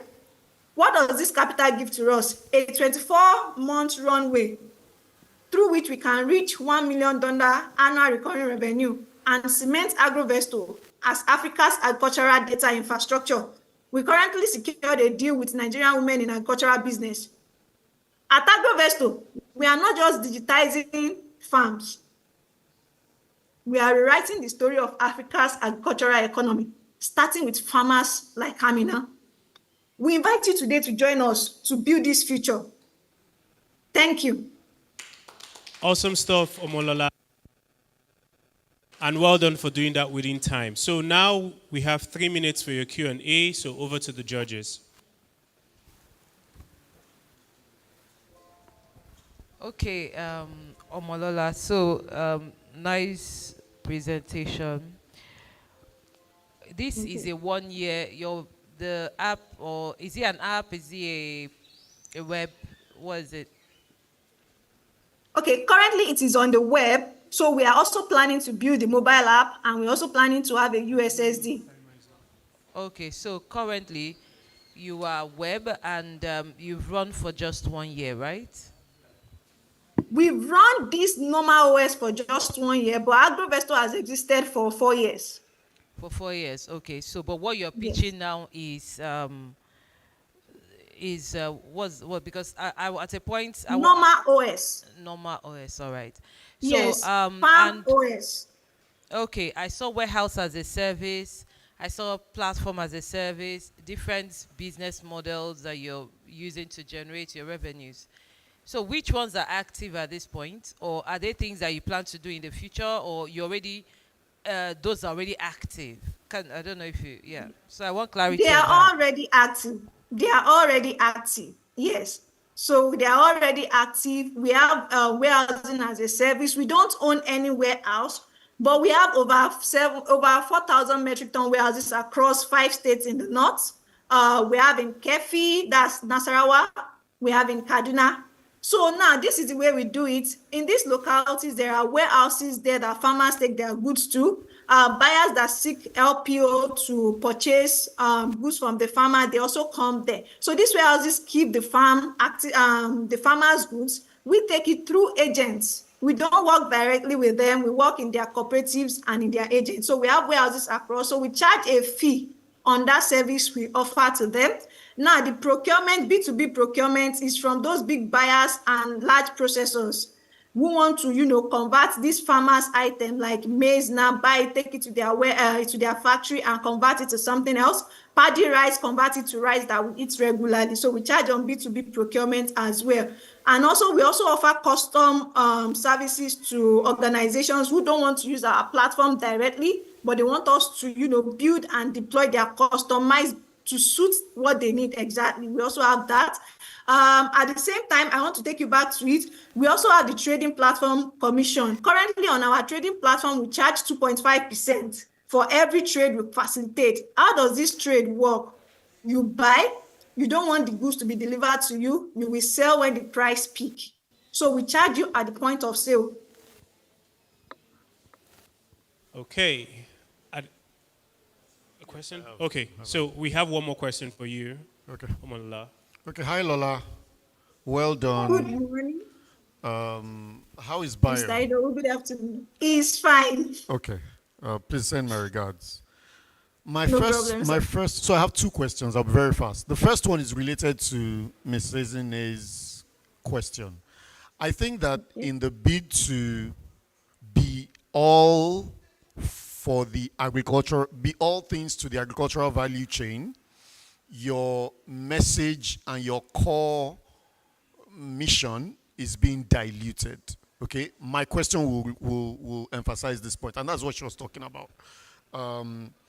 So, in many of the things that you've described as features in this AgroVesto, so in this normal OS solution, there's a lot of technology. For the players who are not farmers in the agri-value chain, technology makes sense. But everybody in this room will have a picture of a Nigerian farmer that comes to your mind when you think of a farmer. Most likely there will be technology, averse or very, very have low level of literacy concerning technology. And so, perhaps in a future version of this deck, you want to prevent people from asking these questions that both of us have asked now by showing that as you are taking care of the other non-farmer participants in the agri value chain, you're also mindful to communicate that you are not assuming the average farmer on 1,000 hectare parcel of land in Gombe State is going to be as technology savvy and know platform as a service and AI and something reporting and all those things. So you have to show that there's this side of the solution that is built for their level of sophistication, if I can use that word. So that was the first. The second is on your ask slide, you have a goal of achieving $1 million ARR, but we don't know where you are right now in terms of ARR. Are you at 0? Are you at 100,000 ARR? Are you at 900,000, ARR? Where are you right now to reach 1 million? Thank you. That's very funny. Okay. Hi, Lola. All just react to the second question.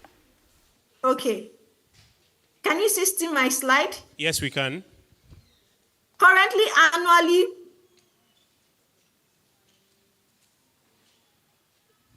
Hi, Lola. can you see it, please? Yes. Currently, annually, we have 75,000. Okay, so the response to the question is you're moving from 75K to 1 million, yeah? Yes, over the next 5 years. Okay, awesome. Thank you so much. All right, thank you so much, Lola. And Mr. Doe would reach out after for the other questions that he has. So please, a round of applause for Lola from AgroVesto.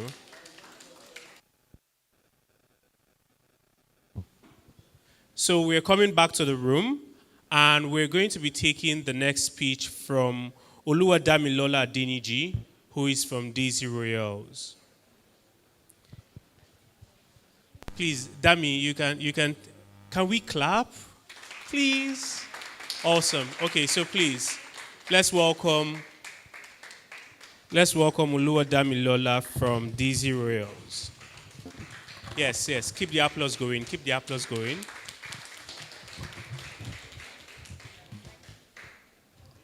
Okay.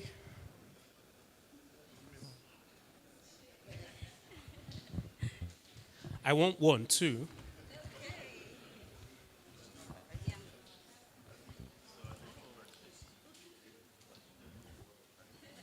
Okay, hi, Dami. Your time is about to start. Okay, so 5 minutes for the pitch and 3 minutes for the Q&A. So your time starts now. Good afternoon, everyone. Can we all remember the song we used to sing years back in Yoruba that goes like, Bata mi adunko ko ka ti mo ba kawe mi, bata mi adunko ko ka. You know, the message of that song, it depicts that if I study hard, I'll be financially stable, and then I get to walk on my heels, you know. But is that the reality of the Nigerian youth today? Sadly, no. Because 1 in every 3 Nigerian youth are not having decent jobs. Not because they don't have, not because they are not, not because to school have certifications and all of that, but it's because of lack of diversification of these skills beyond the traditional and academic path. Yes or yes? Thank you. And that is where Daisy Royals come in and all of that. And it birthed something. I thought, okay, I can make a difference. I can also do something for my country. And then that's how Daisy Royals started. My name is Adeniji Damlola, and I am the founder and team lead at Daisy Royals. Daisy Royals, or what are we about? Yes, so Daisy Royals is a bespoke manufacturing leather and Afrocentric brand where we produce handmade luxury goods. Of course, we are approaching the luxury. We are not yet luxury yet. We are approaching the luxury aspect. Oh, I'm not even looking at my slide. I should look at my slide now. Yes. So we source materials from our local market. Of course, it gives us a comparative price advantage. We are aligned with SDG goals 2, 3. Next slide. And who are our target audience? Everybody in this room. You are my target audience. So we have things for sale too. Pick 1 or 2 for your friends too. Yeah. Okay, so what's our vision? We want to be the top brand and household name. So that when you hear Daisy Royals, you say, I know that lady. Yes, she was the one that came with her 2 children to pitch the other day. And then yes, that should be. And yes, from Lagos, like I say, one of the goals I say, from Lagos, Nigeria to the ends of the earth. Yeah. And our mission is to offer a new wave of leather craftsmanship by creating timeless pieces periodically. Next slide. So what are the problems that we have identified? You know, unemployment, like I said. You know, high cost of quality imported leather goods. We are changing the narrative. And, but we use non-biodegradable materials. Biodegradable materials, of course, to save the planet. There are a lot of talk on that planet issue. But yes, what we use are eco-friendly, and then they save the planet. And of course, we are reducing the unemployment. We're offering affordable pricing and the use of eco-friendly materials. Next slide. Okay, so our unique value proposition is our commitment in creating exceptional and personalized designs, materials. You know, you can come to us at Daisy Royals and say, I want my items to be this, and then we create it. You know, it gives you that, you know, personalization effect, you know, where you get to, you know, create your own piece. And of course, we are looking forward to a time where we get to do this in mass, you know, get to have a bigger space where we can offer these things, you know, and you know, and you'll be proud to say, I got this from Nigeria. Like when you go to a country for a conference, you proudly carry a Nigerian made product and you say, yes, this is proudly made in Nigeria. Yes, and of course, we have trained over 30 youths in our local communities, over 30, especially women. Women are a factor, because I'm sorry, yes, thank you to the honorable men here, but women are proven to be better. So yes, we have Nigeria, we have 17.5 billion naira is our total available market. And we are working class people, target entry to senior level executive within the age of 18 to 64 years. Yes, next slide. And Yes, we have been able to raise over 3 million naira.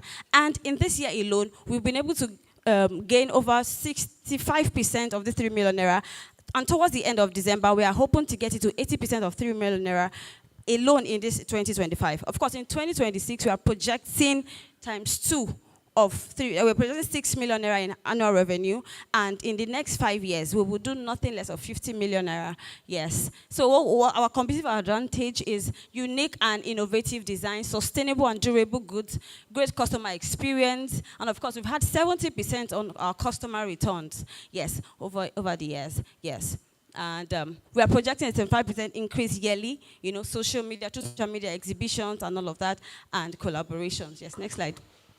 So yes, so we're seeking the sum of 3 million naira, yes, to be able to purchase more materials for production, increase our working capital, increase marketing and brand awareness, and purchase of machines. There are better, sleeker machines that we can bring into Nigeria to make our work seamless, faster, and according to world class. It's my desire that one day, the way we say, oh, this is brought in from China, we will say, yes, we are taking these things out to other countries. It's my desire. Can I hear an amen? Amen. Yes, and thank Nigeria you so is getting much. to that stage. Thank you so much. Thank you so much, Damilola. So 3 million naira, and now I hand it over to the judges. You have 3 minutes for Q&A. So the time starts now.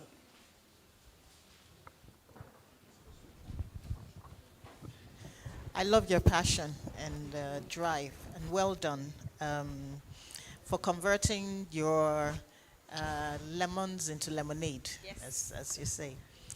So maybe one question I want to ask. Yes, there's a whole lot of craft designs and products, but what is your own go-to-market strategy? How do you expect to hit the market? What is the real defining strategy that you have? Okay, defining strategy. Our defining to get into the market. I mean, I saw selling shops and the rest of them, which is neither here or there. What is your go-to-market strategy? Our major strategy is to increase or to use this actually has been our best-selling product of the year, and because it appeals to not just fashion-conscious people, but people that want to have this indigenous feel of Africa and Nigeria. So yes, our strategy is to continue, to use our local materials, to appeal to those people, and that will not just increase our traction, but it will also boost and to show and to prove that Nigerian products can be beautiful and at the same time quality. So that alone is a strategy that we have been putting in place to see that it works, and so far it has been. Okay, all right, thank you. Thank you, Mom. All right, so I'll be getting one of the purses. Yay. Congratulations. And same for the DIH. If you have any product, physically, I'm going to look at them and purchase. Well done for the hard work. Thank you, sir. Thank you, sir. Okay. Thank you, everyone. Thank you. Great job, Damola, right? Yeah. Yes, sir. I also like the quality of the products, which probably implies attention to detail. Getting leather right is a big deal. So I like the quality. Two things. Your market size slide needs a little bit of work. Your TAM Samsung, total addressable market, serviceable, addressable, serviceable, obtainable, needs a little bit of work. Happy to work on that with you. And then you used the word, you said over 70% of your customers return. So return is slightly negative, meaning that you have to return your products. Yeah, so you wanted to say repeat customers, right? Okay. Right. Yes. Repeat Okay. customers. I would note that. All right. Aside of that, I think it's a good. Thank you, sir. All right. Okay, awesome. I don't think we have any other questions, so... I'm taking a wallet as well. Oh, you think? Okay, awesome, right? So she's going to be at the back. If you need to pick up any of her products, that would be great. And I know that there are some of us that have the amount she's asking for in our wallets. So it's 3 million naira, that's her ask, so you can just do that angel investment. Okay, now we're going back to the virtual attendees, the virtual businesses.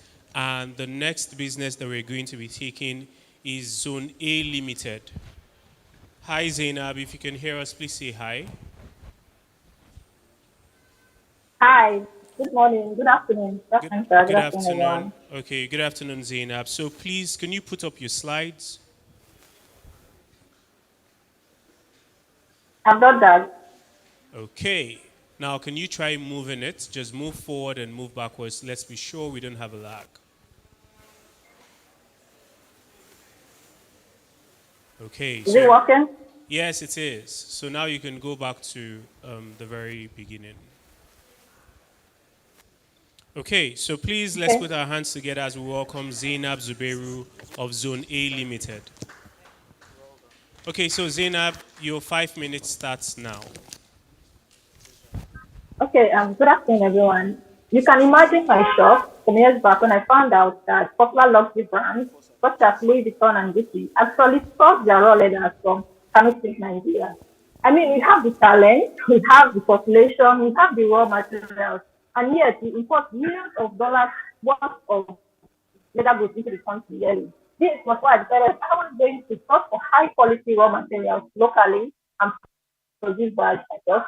And this was how we founded Zone A Limited. Hello everyone, my name is Zainab Zuveru and I am the founder of Zone A, a fashion brand that crafts and produces handmade bags, accessories, and other fashion, handmade bags, footwear, and other fashion accessories from locally sourced raw materials. We solve the problem of rising demand of quality fashion, but over reliance on the importation of leather goods, the high unemployment rate in the country, especially within women and youth, the environmental waste from non-sustainable fashion items and fast fashion, and then the limited opportunities for local artisans to scale their craft globally. They are solving this problem by producing eco-friendly handcrafted bags and accessories using locally sourced raw materials while creating jobs and providing skills training for the women and young youth. We also promote African craftsmanship locally and globally and reduce sustainable and scalable fashion brands. Our target market includes the eco-conscious fashion lover, professionals, and culturally inspired individuals. While our market rates have moved from local to regional stage, we have a market share of 0.007% from the $56.48 billion global share of the handbag market. Our products include handbags, backpacks, footwear, and other fashion accessories made from Ankara fabric, leather, denim, ashoke, adire, and even cane. Yes, the same cane you know. What makes us sustainable and eco-friendly is apart from the fact that we make use of eco-friendly raw materials in our production process, we also reduce and reduce our waste by making use of leather and Ankara offcup in production of accessories, fashion accessories, earrings, and some special bag designs. I will also go as far as using recycled tire soles in our footwear production. This is a snapshot of our management team, including myself and two other persons. We intend to increase this team and generate in 3 years' time. Although there are some that are not here, like our production, part of our production team are not here in this management team shown above. Our business model is direct sales, both online and physically, to the end users. We also sell to through wholesale to boutique and fashion retailers. We also produce custom and on-demand premium items, and then we partner with fashion houses and corporate style talent. We also partner with fashion houses and corporate clients for gifting and souvenir services, as well as our training services. What stands us out from the rest of the crowd, despite our low capacity, is the affordability of our products, despite the high quality, the eco-friendly nature of our items through the reduce and reuse policy, and then our customer services, which keep our customers coming back for more while referring us to friends and family. And then finally, our training services, which help increase the number of food soldiers in the war against high importation of leather into the country. Here is a view of the feedback from our customers, both physically and online on our Google page. You can check that out on our Facebook page. And then our fraction. So far in the last 1 year, we've made direct sales to 50 returning customers with emphasis on returning, 50 returning customers, while successfully training 34 youth, both physically and online. We've also made souvenir production for 5 customers, expanding our reach to 5 European countries, and successfully reduced waste by 65% in the last 1 year, while hitting a 10.5 million naira revenue generation in the last 1 year with 90% net profit. We invested in tools and machinery for the brand. Here is a chart showing our revenue growth and profit margin.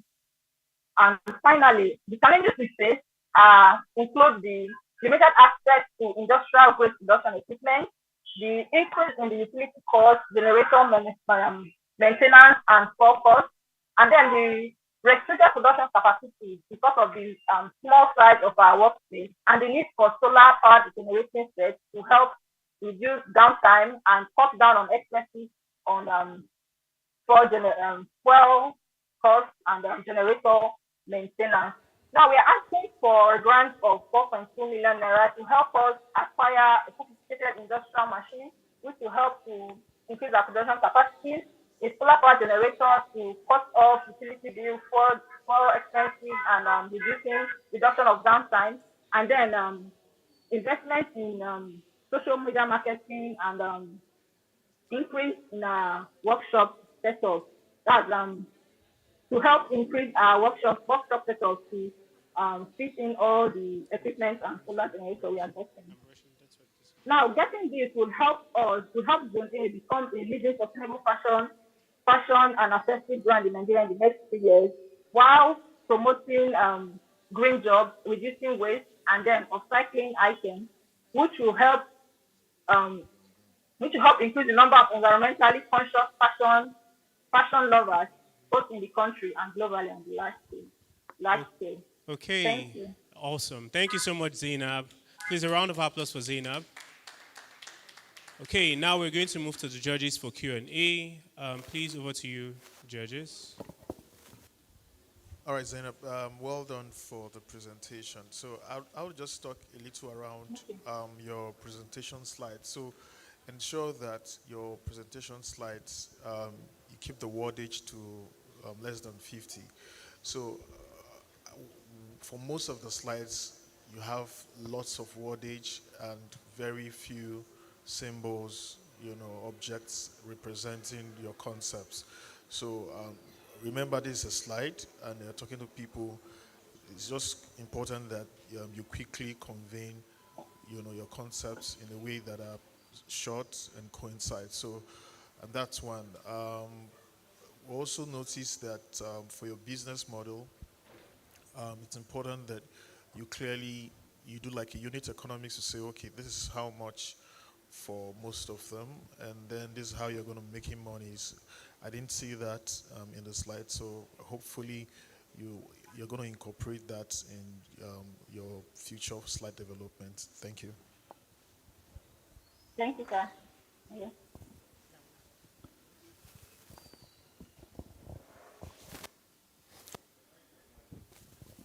Hi, can you hear me? Okay.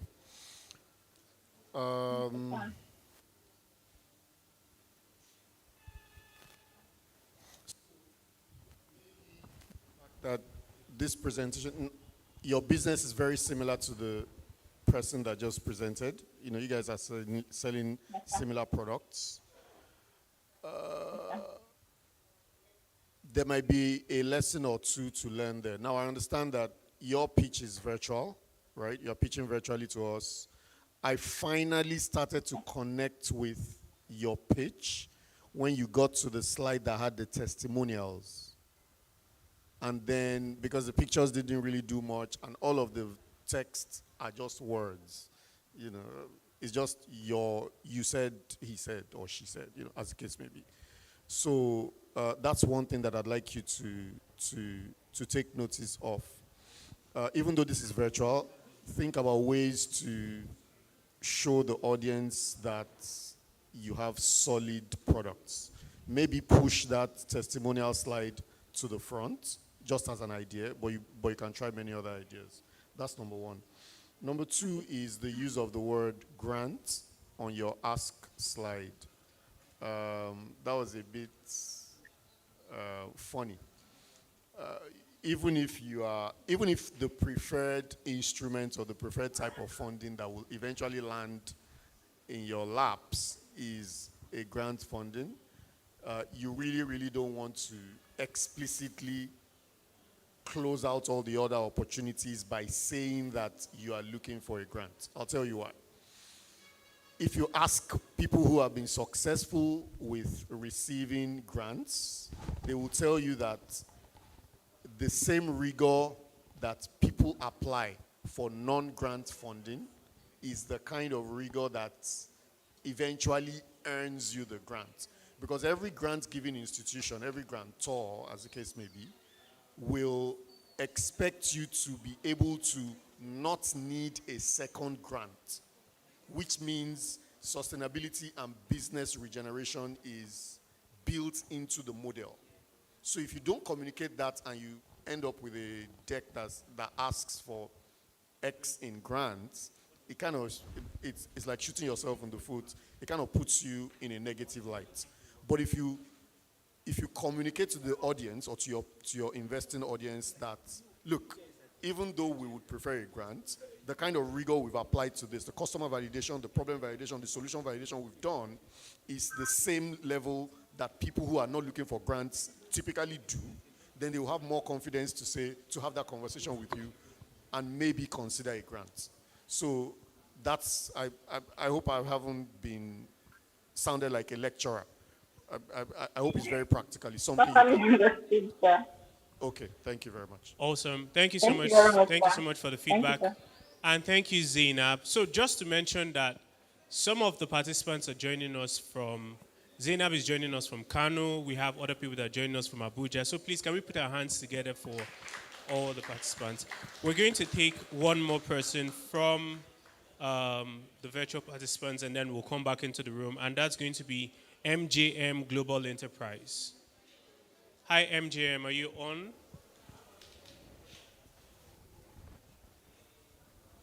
Hello? Good morning. Good morning.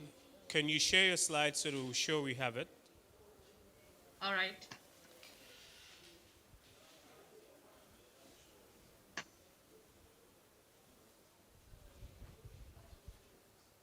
Hi, Miriam. Your slides are not yet up. Yeah. Yeah, I'm sorry. Okay. Can I just start? No, you can't just start. We don't have your slides up. Also, hi, technical team. The timer has gone off, so maybe you want to All right, check please, the can team. you just move to another person, then I might come back later. Okay, I'm Miriam. sorry. All right. Okay, so Miriam, your slides are up. Can you try moving it backwards or forward and then backwards? So we're sure we don't have a lag. Okay? All right. And then back to the first slide. Can you go back to your cover slide? All right.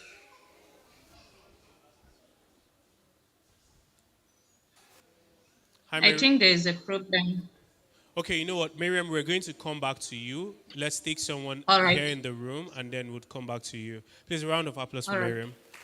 Okay, so now we're going to take someone here with us in the room, and that's going to be Fles Pay. Do we have Esther? Is Esther here in the room with us? Or has she stepped out? Okay, so we're going to have to skip Esther and then move to Remy Bites. We have Remy Bites in the room. Okay. Okay, so please let's put our hands together for Abigail Mensah from Remy Bites.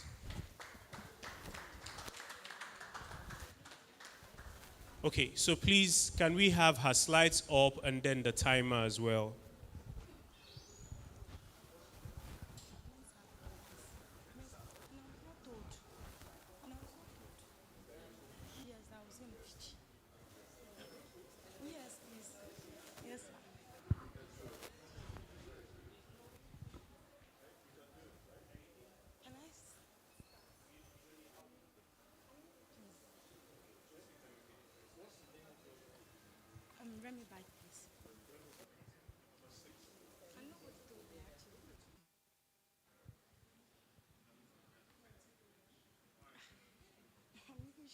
already because of. Yes, please. Okay, so I've just been informed that we have a bit of a technical delay.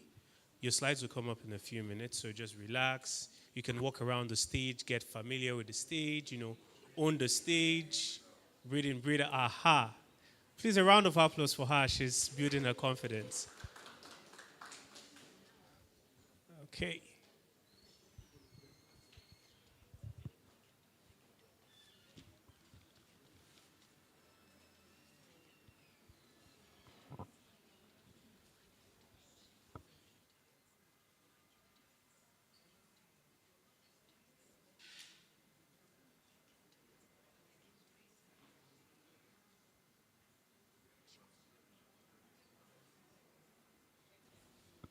Okay, so your slides are up now. Are you good? All right, so let's be sure the timer is up as well. 5 minutes on the timer.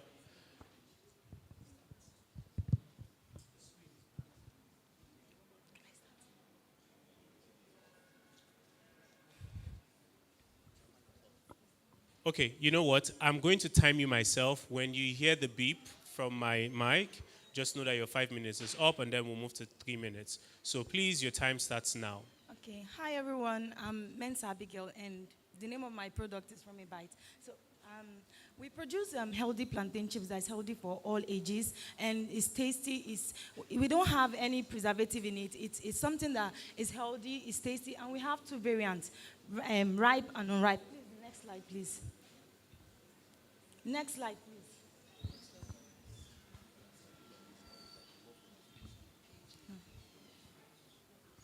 No, no. No, come down.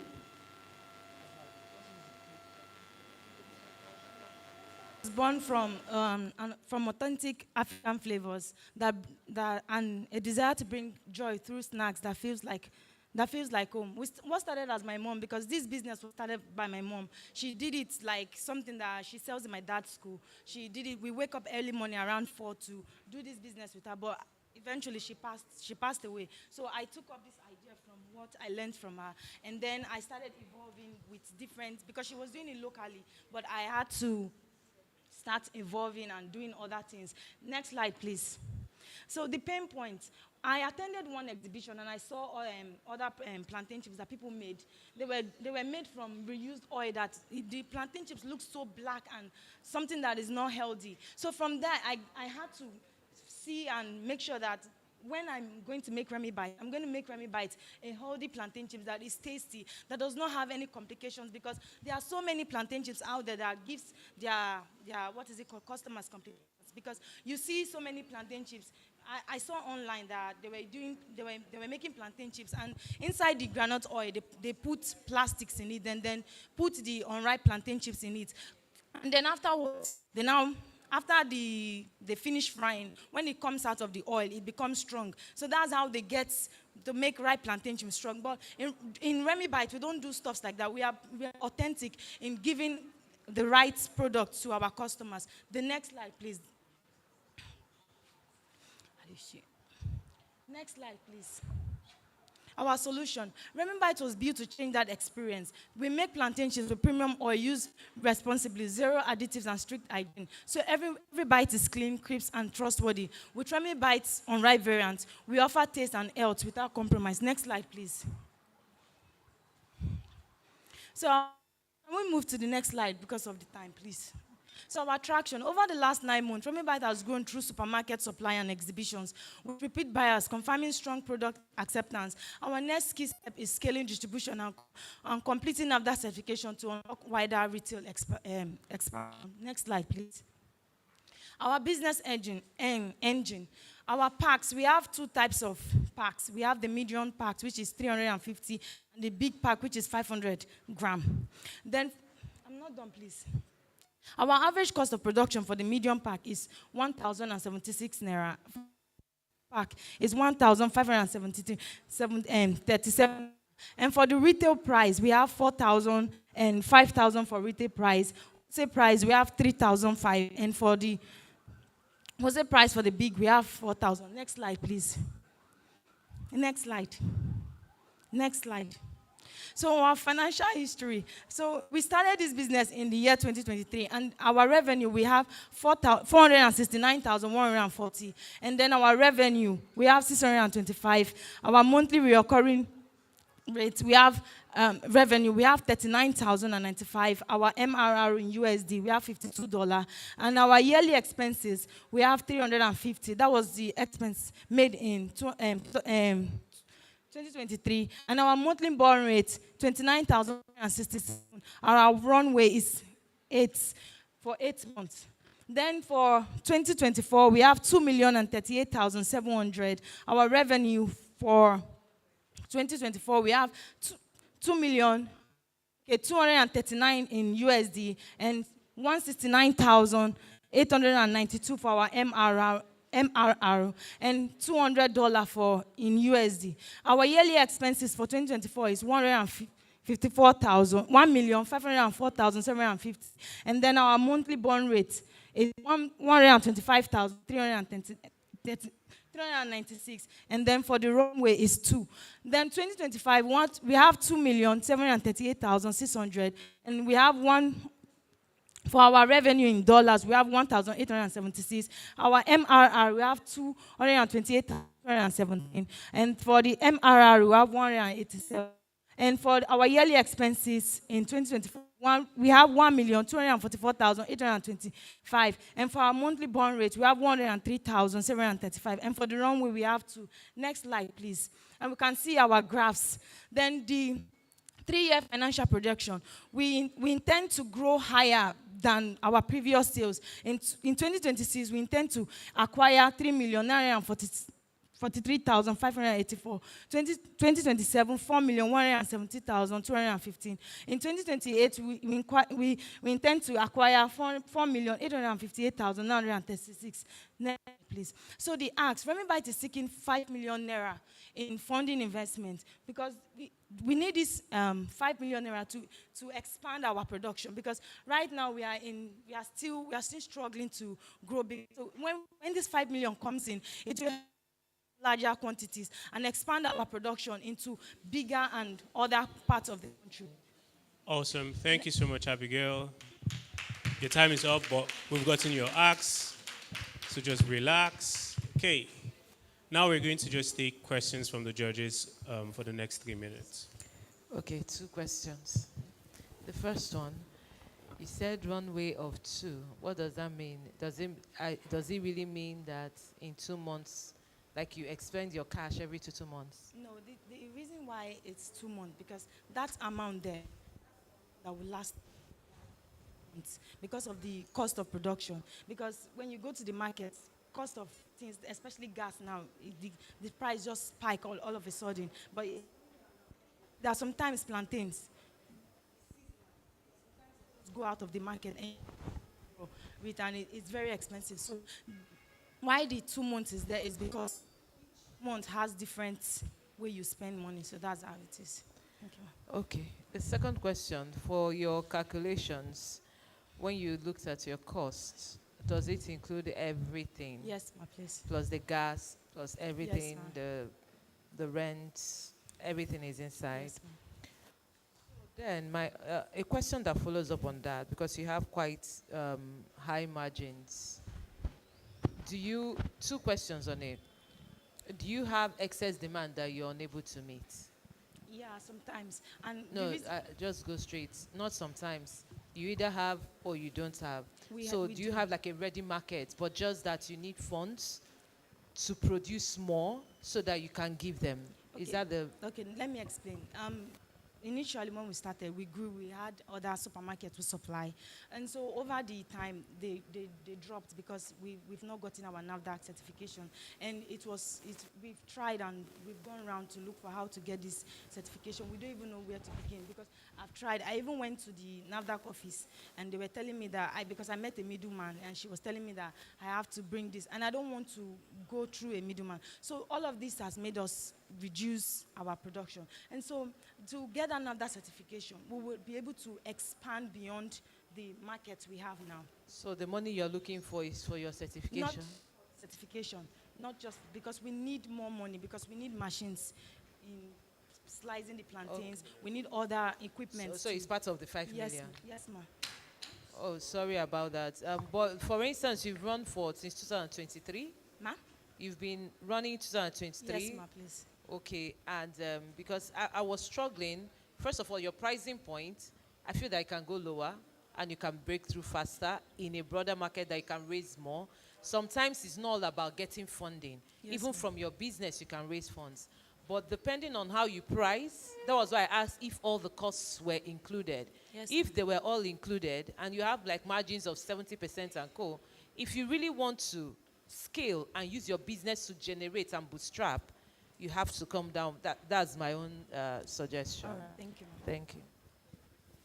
Well done.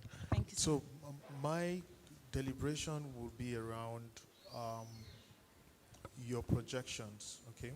So most of the times, funders are not really interested in projected incomes and all of that. I mean, it's nice for you to have that, but for the most part, you're looking at baseline. So where are you coming from? What are your KPIs? What are the tractions you've had? What are your month-on-month, acquisitions and all of that? The things that you have done. It's important to do projections, tie it around something that has happened in the past, so that there's a baseline to say, okay, based off on what we have done, we are projecting from this point. All right. So projections are not done from the blue. So I want you to look at your for future pitches and all of that. Ensure that you have a baseline. I mean, you are doing well. Just capture that in your finances, and then yeah. Thank you, sir. Okay. Just to encourage you, don't despise humble beginnings, regardless of what you're doing and the challenges. This is just to encourage you. But I would also suggest that while you're waiting for the NAFDAC registration, you need to be a bit creative. Either you work with those who already have it and white label for them. That actually shows your entrepreneurial spirit. It is a challenge that you have to address, but while that is still being worked upon, you need to find other ways of actually making some revenue. Awesome. Thank you so much, Abigail. Please, a round of applause for Abigail Mensah of Remy Bites. So quickly, we're going to take MGM Global Enterprise. Can you hear us now? Are you ready with your slides? Hi. Hi, Miriam. See my slide now? Please, can we have our slides up on the screen? Can you see my slide? Yes, we can, but we'll need you to put it on slideshow.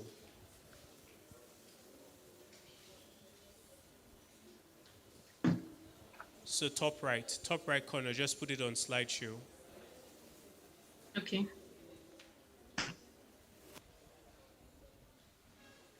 Can you see it now?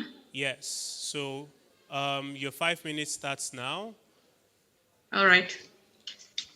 My name is Mariam Jafar Musa, the founder and CEO of MGM Global Enterprises Limited.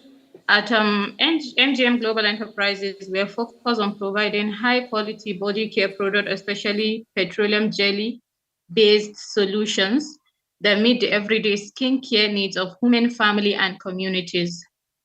And our vision and mission, let's move to the next slide, where we are stating the problem. We have the problem we are facing in our society, especially the northern part of the country. We have high prevalence of dry, cracked skin and post-weather damage by harmattan and dry season. We have limited access to affordable, effective moisturizers formulated for darker skin and local climates.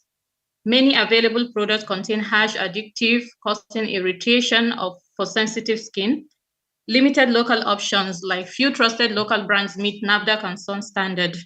Job losses, heavy import reliance limits local manufacturing and youth employment. For our solutions, many people struggle with affordable, safe, and our signature petroleum jelly formulation are made with quality ingredients, improved texture, and long-lasting moisture. Our flagship brand is Anissa Cosmetic Petroleum Jelly, which is created to be affordable, safe, and effective for everyday users. Since for attraction, sorry. Since we began, we have tested our product with real customers, received strong positive feedback, and built early demand from local markets. Our goal now is to scale production and reach more customers, because this year we have a total revenue of about 6.1 million naira. That is from December to June this year. And today I'm here to show you the impact we're making, the size of the market opportunity, and how strategic investment will help us scale and create value. For our market opportunity, sorry, I'm not reading directly from the pitch. From our market opportunity, the skincare market in Nigeria is expanding rapidly, with demand driven by population growth, climate needs, and increasing shift towards locally made products. With over 200 million potential consumers, even a small of the market create a strong business opportunities. Our business model is simply and scalable. We produce in batches, sell to retailer, distributors, and direct consumers. We distribute to supermarkets, and that meets our consumers directly. We maintain a healthy profit margin by controlling our production costs. Our competitive advantage, this is our financial performance. Currently, we have a revenue of about 6.1 million and a net income of about 1.52 million naira. That is a net profit margin of 24.9%. And we are projecting about 24% revenue growth in the future. And competitive advantage we are having, what sets us apart from other brands are affordable price, high product quality, trustworthy ingredients, local production that reduces cost and increases access, strong understanding of local consumer needs. We combine quality with affordability, something many big brands struggle to do. And to achieve this growth, we are seeking investment of 20 million naira, which will be used for scaling production, packaging, branding, distribution, marketing, working capital. And these are some of the items we'll be using our fund for. I don't know if I have to. Equipment and machinery, we might be using about 6 million. Factory setup and renovation, 2 million naira. Raw materials and packaging, we need 3.5 million naira. Quality control and certification, though our product is already registered with NAFDAC and SON, but we have some intending products that we are trying to bring about later on, and we will need NAFDAC registration for it too, which is about 1 million naira.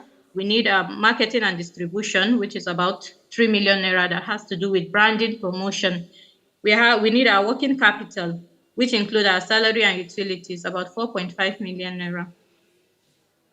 So these are the economic and social impacts. We're going to have 25 direct jobs and 50 indirect jobs, 60% female workforce participation, 80% locally sourced raw materials, contribution to import substitution and national industrialization, CSR and sustainability, campaign Glow Responsible, beauty with care for people and planet, uses recyclable packaging, support women cooperative for shea butter sourcing. And our SDG alignment, there is no poverty, gender equality, decent work and economic growth, is industry innovation and infrastructure. Thank you so much. Thank you, Miriam. Please, a round of applause for Miriam.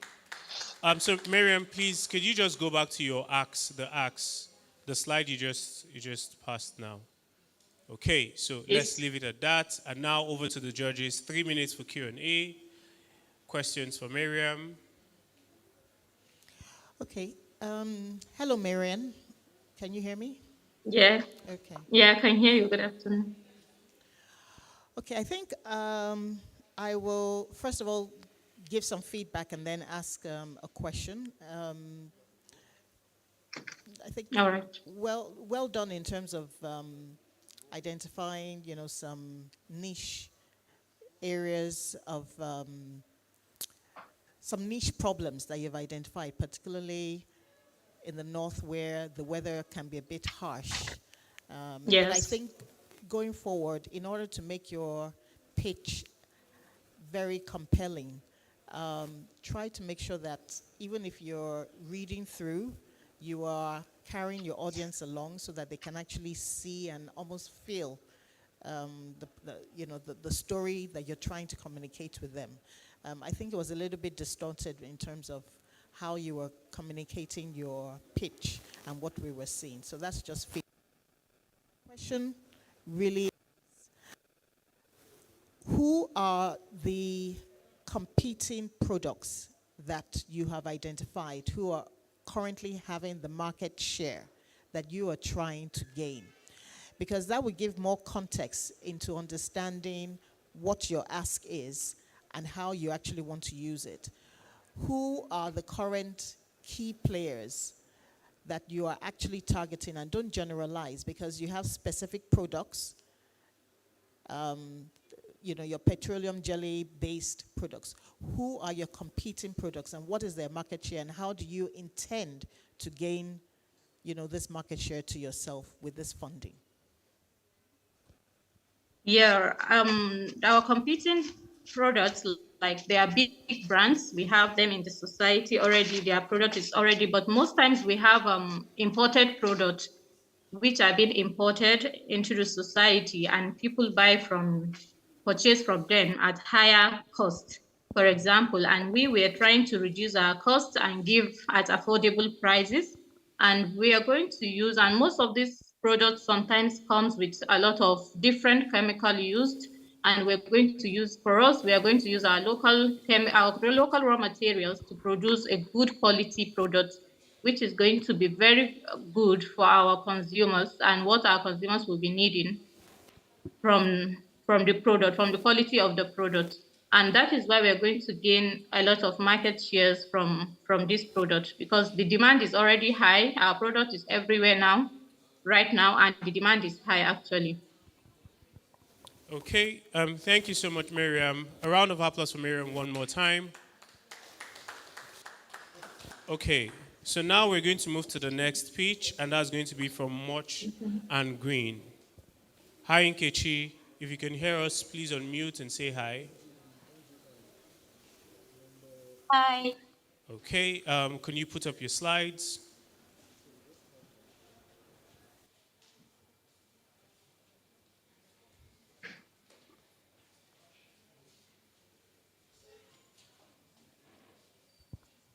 Hi, Nkechi, we can't see your slides yet.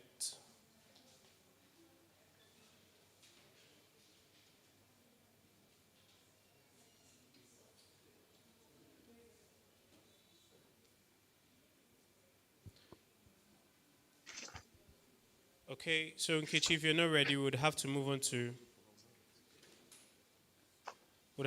someone else. Do we have Isha's Cakes and Foods Limited? Aisha Bello Marafa.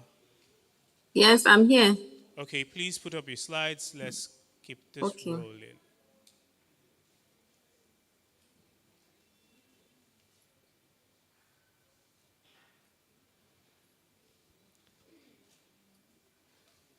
So we can't see your slides yet.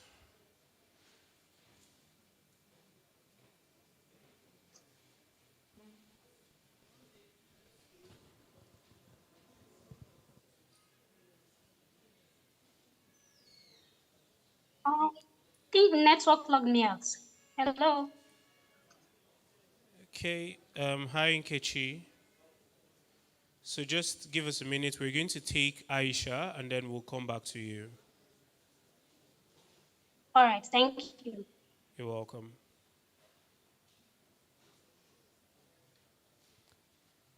Hi Aisha, we still don't have your slides up.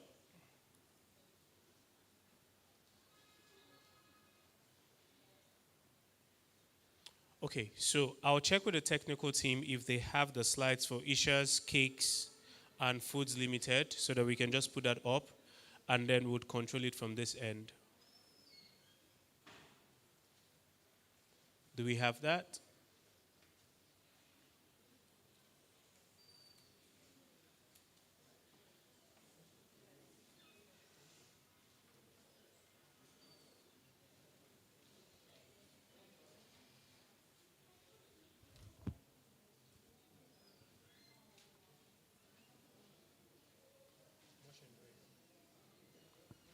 Okay, you know what? I think we have the slides for motion green up, so we're going to put that up and then Nkechi can go on. Nkechi, are you ready? Hi, Nkechi. If you're speaking, you're muted. Yes, I'm ready. Okay, so we're going to share your slides here in the room, and then you can just talk us through it. So, slides up. Okay, so we have your slides up, motion green. Now you have 5 minutes for your pitch and 3 minutes for Q&A, so your time starts now. Good afternoon, everyone. My name is Nkechi Ozodima. I'm a farmer and the founder of Motion Green. Focus on SDG goals 2, 3, and 8. We are on a mission to eradicate vitamin A deficiency using orange-fleshed sweet potatoes. Vitamin A deficiency is one of the most serious micronutrient deficiencies affecting millions in Nigeria, but the most vulnerable are children under 5 in rural communities. According to World Health Organization, 1 in every 5 children under 5 years in Nigerian rural communities are vitamin A deficient. Vitamin A deficiency accounts for 30,000 preventable deaths yearly. This is because rural communities have limited access to highly nutritious crops, thus trapping children in preventable malnutrition cycles. Current solutions exist, such as supplements and fortified foods, but they are often very expensive or inaccessible. As a business, our solution is nutritious, affordable, and local. Motion Green leverages on technology and organic farming practices. We cultivate and promote orange-fleshed sweet potatoes, a biofortified crop rich in beta-carotene and endorsed by the International Institute for Tropical Agriculture. Our products are orange-fleshed sweet potato tubers and our value-added products, which is orange-fleshed sweet potato chips, a healthy shelf-stable snack for children, health-conscious individuals, and parents. How does our product work? Using technology and organic farming practices, we cultivate our orange-fleshed sweet potatoes. We do not use inorganic fertilizers or manures. As such, we first of all use our soil detector to carry out soil analysis to know the nutrient content of our soil. After planting at harvest, we harvest with the right tools, ensuring post-harvest quality. And then we process a portion into healthy packaged chips, which are distributed to our customers, either as tubers or chips. For our market opportunity, according to Microtrends, Nigeria has approximately 234 million people. And of these 234 million people, UNICEF says that at least 31 million are children under 5.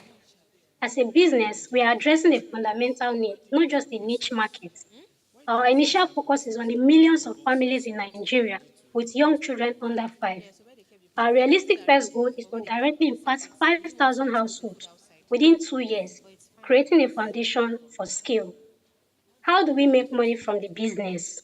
We have 2 revenue streams, which is our fresh tubers and then the value-added products. We will offer it through B2C and B2B. Our promise is on premium quality at affordable prices for low and medium income households.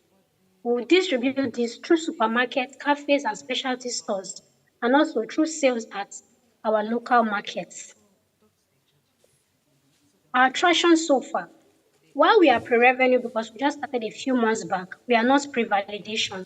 We have already cultivated our first 6+ of orange-fleshed sweet potatoes. And the reason why we're able to do this is because we have conducted a market survey and we have a wait list of at least 200 potential customers who are waiting to buy from us once we fully launch. Like every other business, we have competition, but we will standards. Traditional food companies dominate with processed products. There are niche head brands like Signature Snacks Global and Premier Wellness, but they remain expensive or inaccessible to those in the rural communities. Our promise and our advantage is that our product is affordable, It is convenient, it is sustainable, and it is truly healthy, appealing to a broader market. This is the team driving the growth. Myself, Umoru, and Daniel. Our team combines deep agricultural expertise with commercial execution. I and Umoru ensures we grow the highest quality products, and Daniel ensures it gets into the hands of those who need it. Together, we have the perfect blend of farm and market knowledge to make this business grow.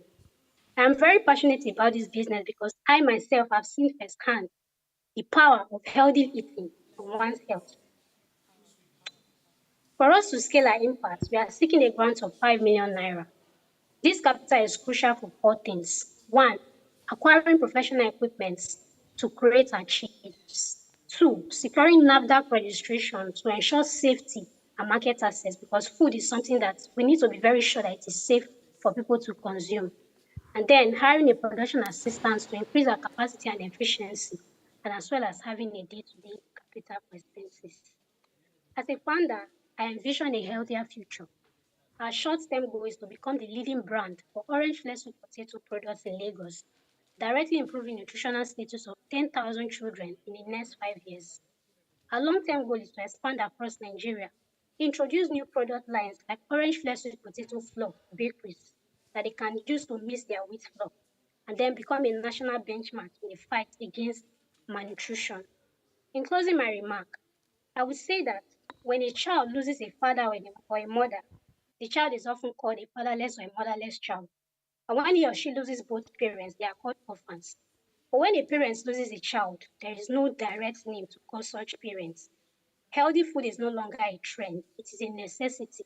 The market is ready for solutions that are nutritious, sustainable, and accessible to all.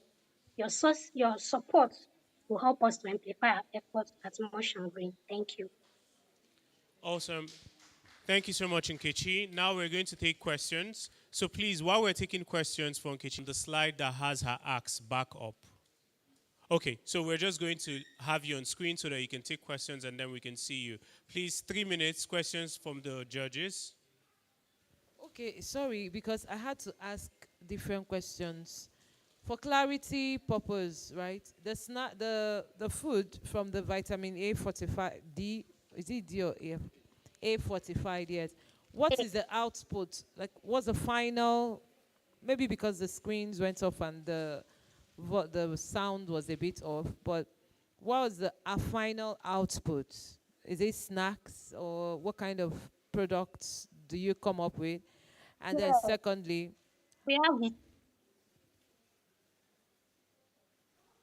We have the orange flakes with potato tubers, which are sold to customers, and then the chips, like a snack, chips, like you have plantain chips, potato chips, orange flakes with potato chips. okay, I see. All right, great, awesome. That's the part I wanted to hear. Thank you. Okay, thank you. Do we have any other questions from the judges? Maybe I might have missed it, but I just wonder, have you actually produced these chips? Because I heard you somewhere saying you started earlier this year, you have some farms. Have you actually produced these chips, or is this your intention? We have produced the chips. We produced a few to just test the market and then get feedback from customers. So for that one, we didn't sell it. We just gave it out free, like a sample for them to test and then give us feedback. Okay, so they're not yet in commercial quantities. You haven't yet produced for commercial quantities? No, ma'am. Okay. All right. So you're still, where are you? What stage of your business are you presently? Have you cultivated? Have you harvested? Yes, we have cultivated. We already have 1 acre that is already cultivated, and we are starting production by December. Okay. All right. Thank you. Okay, awesome. I don't know. No other questions from the judges. Okay, thank you so much, Nkechi from Mosh and Green. A round of applause for Nkechi. Okay, so we have just 3 pitches left. Just 3 pitches left and we'll be done. But before we get to those pitches, can we just stand and stretch a little bit? Just a health break. it's not great to sit for long. So let's just stand and stretch for a little bit. If we need water.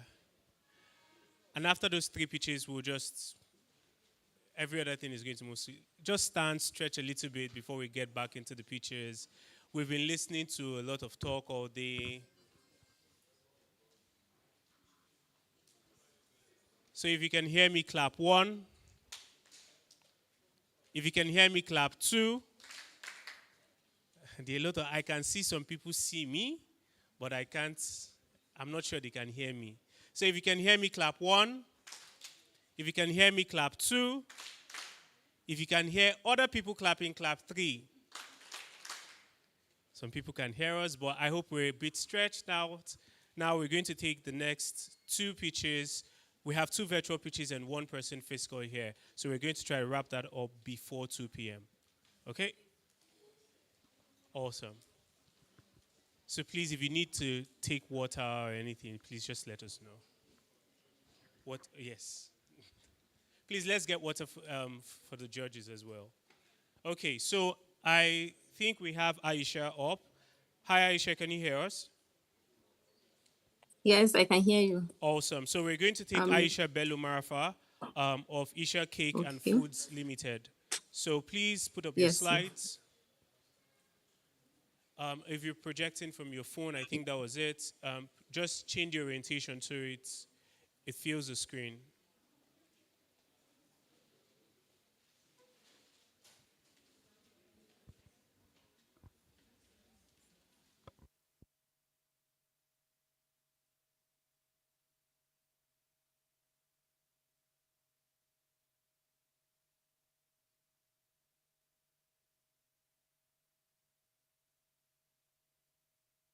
Hello, can you see the slides? We can see you, Aisha, but we can't see your slides. Okay.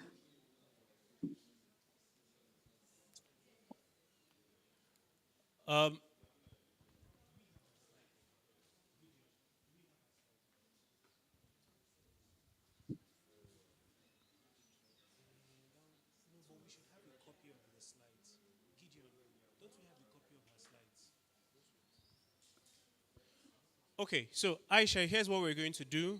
We're going to just have you just walk us through the key facts about your business, and then the judges would ask questions. Does that work for you? We still can't see your slides, but we're sure you have Okay, it. but I can see. Okay, yes, I have them. I can see the slides here. You can see the slides. Okay, let me be sure the technical. Right. So here's what the Okay, technical. good afternoon, Hi Aisha. everyone. Hi Aisha, just hold on. So the technical team is going to try to put up your slides from the room instead. That way it's better. Okay. All right.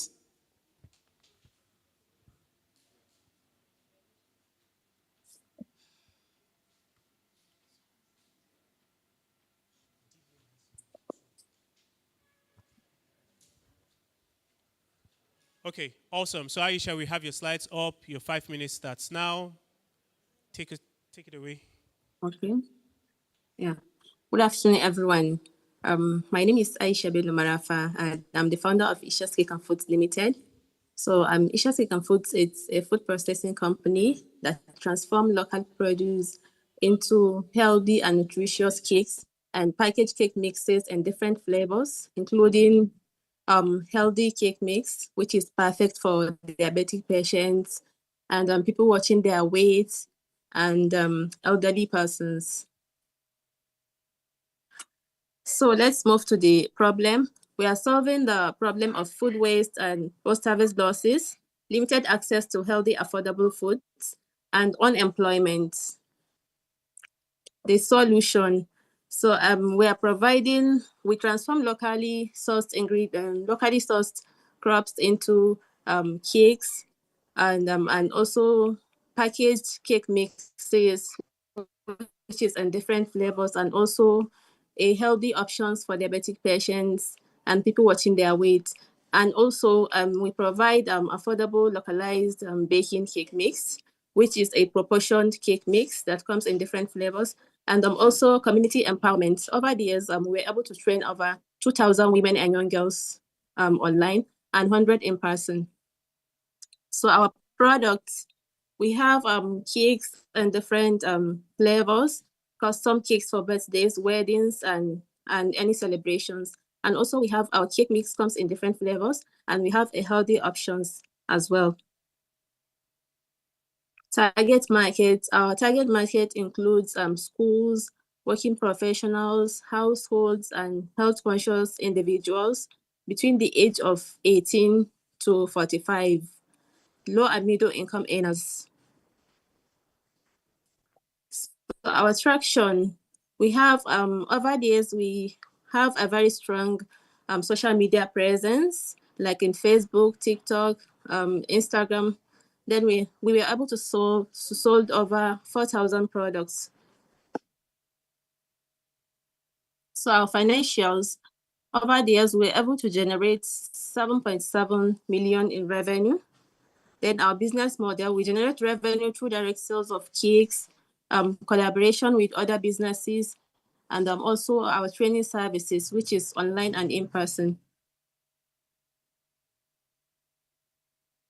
And we operate B2B and B2C model. Then units economics, pricing. Our price range for cake mix is from 3,000 to 3,500, while our cake for birthdays, 5,000 upward. Then for wedding, we have 150,000 to 500,000. Then our team is led by the founder, and then administrative support. We have a pastry chef and marketing and sales staff. Then our ask is 5 billion. It's 5 billion naira, which is going to be used for equipment upgrade, marketing and branding, then staffing and contingency funds, which will help us to increase production capacity and also help us in creating more jobs in our community. Then our funding impact. This investment will help us to increase production capacity and increase our marketing, like increase our social media presence, and also to be able to educate our customers more on our products and to generate more sales. Then product development to be able to introduce another products line. Then hiring new staff. Thank you. Thank you so much, Aisha. We're quickly going to Yeah, move well- to Q&A. So questions from the judges. I think we can take one question. Yeah, okay. Aisha, well done for your resilience and where you are now. Two questions, or one suggestion and then one question. So the first is that to keep your slides standard, ensure that the wordage is less than 50 words so that whoever that's looking at your slides can quickly capture the concepts of what you are talking about in that slide quickly. All right. Your early slides had, your early slides had lots of words and might not be good. Then my question is with regards to your competition. I see that what you're doing, it's a little innovative, but are you thinking around who your present competitors are and what they are doing and how and what makes what the secret sauce or what is your competitive advantage? Okay.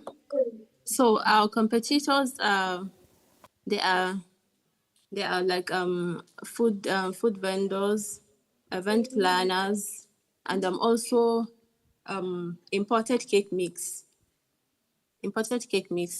So and our competitive advantage is we source locally because we make use of soya, wheat, and coconut and other ingredients to make this healthy cake mix.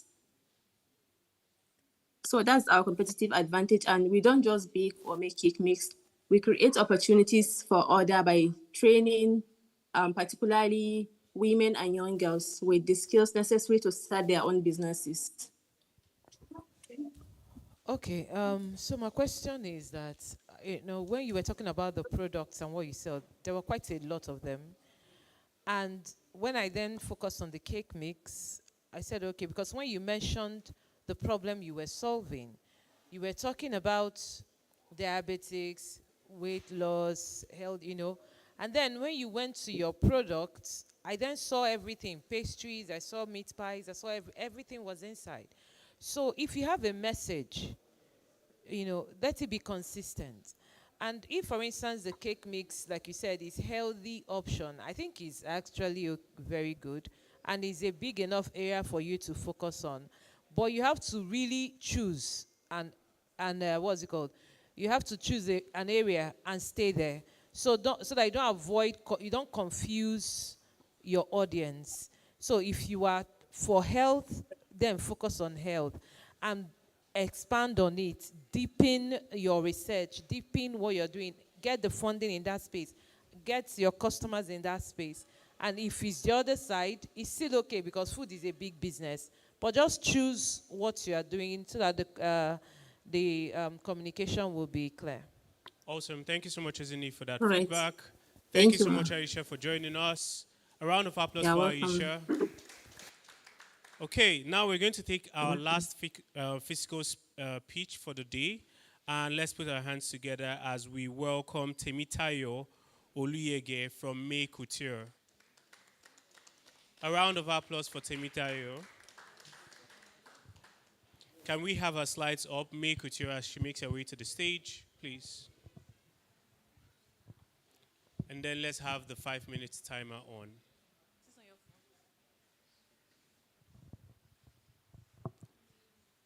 A lot of prep going on backstage. Please, let's keep the applause rolling.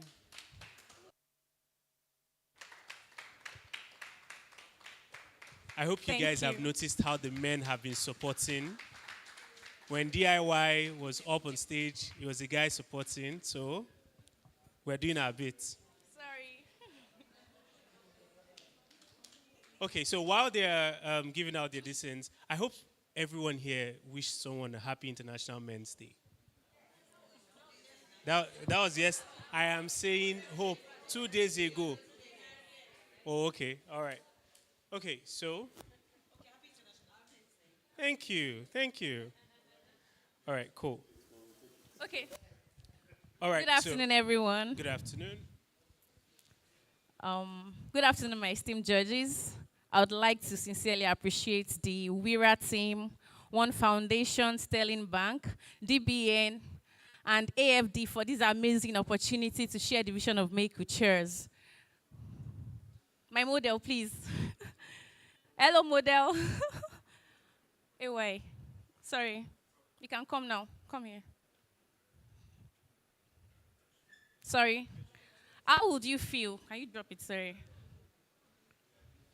How would you feel if you could rock an outfit to work in the morning and by just flipping it over, you get a completely new look to go for an evening event?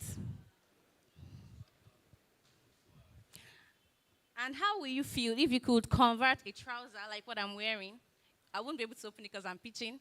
How would you feel if you convert a trouser into a short by just flipping up the zip for a casual event in the evening? These are some of our sustainable designs at May Coutures. My name is Temitayo Oluyege, and I'm the founder and creative director of May Coutures. May Coutures is a fashion brand that specializes in menswear and accessories.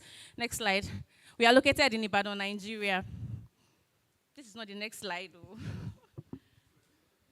Yeah, Make It Just a fashion brand that blends sustainability, youth empowerment, and cultural heritage into its designs. We specialize in menswear, both bespoke, ready-to-wear, and bridals. Next slide, please. We are solving various problems in fashion industry, such as the problem of fabric waste that pollutes and causes emission, problem of cultural heritage being lost to foreign materials, African wares inaccessible to Africans in diaspora, Nigerians' reliance on foreign wares, insufficient size diversity, and unemployment problem. We are creating various solutions for these problems. We collect and redesign old clothes to give them new look. We infuse African print into our wares and designs, helping to boost African fashion culture.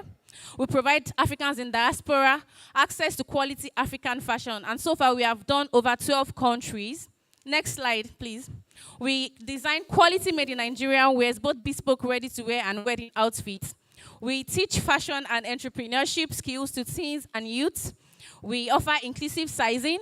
We are currently we just launched our e-commerce website, and we want to leverage AR, augmented reality, for virtual try-ons, where our customers will be able to try out their outfit and see how it looks on them virtually, to reduce waste and to, create more versatile pieces that are functional. Next slide, please. The global menswear market size is worth over $573 billion. We hope to capture at least 20% of this in the next 10 years. Next slide, please. Our marketing strategy. We offer quality wears and accessories. We produce classic wedding outfits and accessories. We offer sustainable and innovative collections. We reach out to our customers through social media, exhibition, fashion shows, through e-commerce platforms and social media platforms. We have mouth-watering packages, discounts, offers, and we offer various loyalty programs for our customers. Next slide, please. Our business model. We offer business-to-business model by partnering with boutiques, schools, and organizations. Currently, we partner with a store in VIA in Lagos, and we hope to distribute to various boutiques in several states in Nigeria. We also offer the business-to-customer model, where we produce bespoke orders, custom orders, rentage of outfits and accessories, and we offer fashion training as well. Next slide, please. Attraction. We've won the prestigious fashion awards. We've won the DDK Mobalo Fashion Awards by Immersina Coaching. This year, we won the Fashionomics Africa contest. We've attended various accelerators like the 54 Collective Accelerator, the Next Economy Accelerator, and the Women Investment Readiness Accelerator. At the start, we started with just one machine. Now we have 10 machines. We started from a one-room apartment. Now we operate from a four-bedroom apartment. We started with 700,000 naira. Now we are making over 15 million naira. And we've sold over 1,500 upcycled accessories. We've sold over 1,200 outfits. And our products have been won in over 11 countries. Actually, 12 now. Social impacts, we create jobs for people, empowerment. We promote sustainability. Next slide, please. This is our future roadmap. We hope to begin bulk exportation of our ready-to-wear outfits. We hope to export our products. We hope to build a larger modern factory and to establish a world-class fashion school and eco-fashion museum. We hope to distribute, these are our competitors, and we have various competitive advantage over them, such as the pricing. Next slide. Next slide, please. This is our team. This is a cumulative of over 15 years of expertise. Okay. These are financials. Next slide, next slide, next. Our ask. We're asking for 5 million naira. We are hoping to raise actually 50 million naira in the next 5 to 10 years, but for our immediate needs, we need 5 million naira to increase our production capacity, to purchase industrial machineries, to brand, for branding, for advertising, and also to incorporate more sustainability into our designs, to employ more staff, and to secure a larger factory and showroom, and also, very importantly, to incorporate tech into our designs. Thank you so much. Thank you for supporting now, us. Over to the judges. 3 minutes for Q&A. Hi, Tayo. Hi, sir.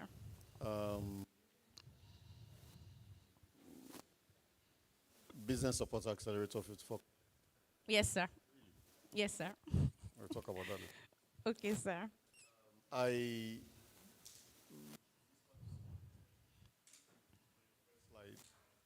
That's it. I'm ready. Thank you, sir. Sometimes, right,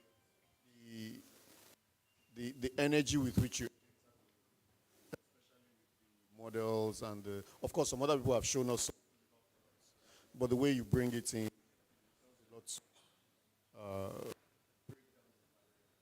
ice. So that's very good. Thank you, sir. Thank you, sir.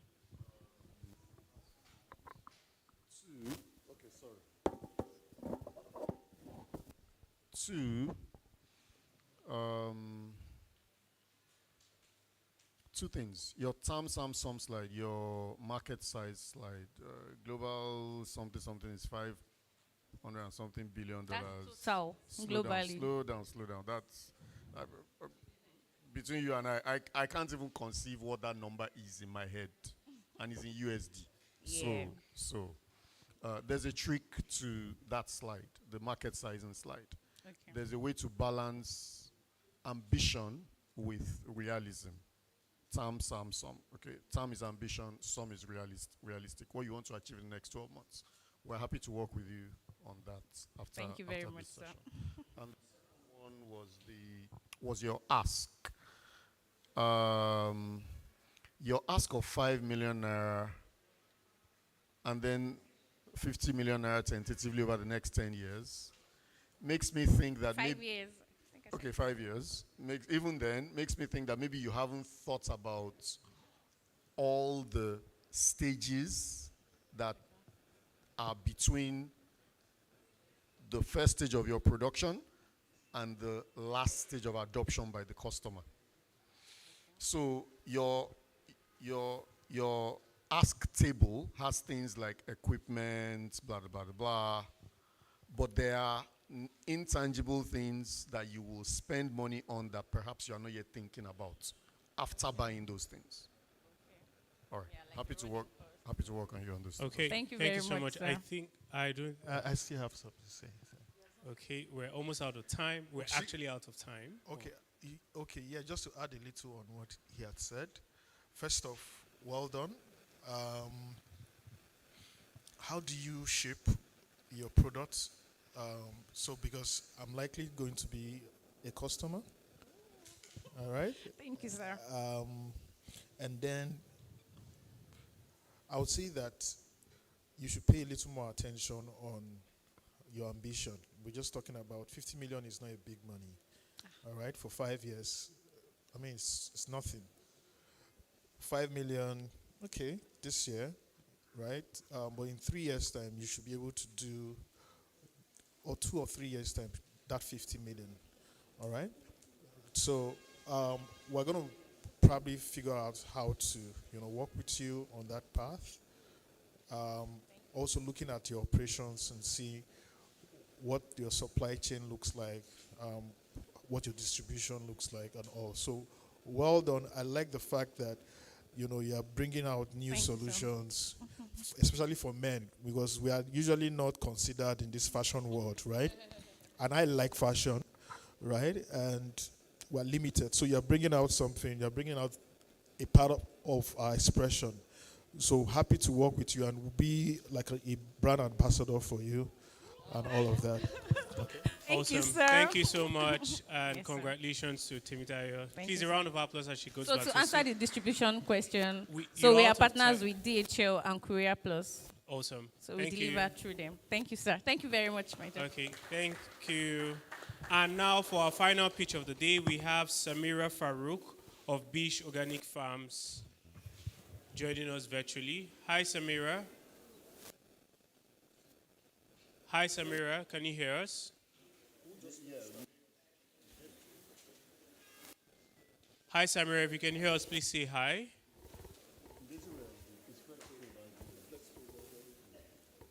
Technical team. Hello, can you hear me? Yes, we can hear you, Samira. I'm Your sharing my slides. screen, but it said it's paused. Yes. I'm sharing my screen, but it's saying it's paused. Okay, so we're going to try to share your screen here from the room. Okay, your screen is up now. Please put it in slideshow. Can anybody see my screen? Yes, we can. We can see your screen now. Okay. Okay, so you have Okay, so that's good. Yeah, so you have 5 minutes, and your time starts now. Okay. Okay. Good afternoon, everybody. My name is Samira Farouk. I'm speaking with you from sunny, bright Kano in Nigeria. I'm hoping to tell you my story today because my slide deck is very large, so I'm going to make it short, and I'm hoping to outshine the MC before he comes and tells me my time is up, and hopefully my Wi-Fi will not mess up. Who are we? Samira Farouk, right, is a farmer's daughter.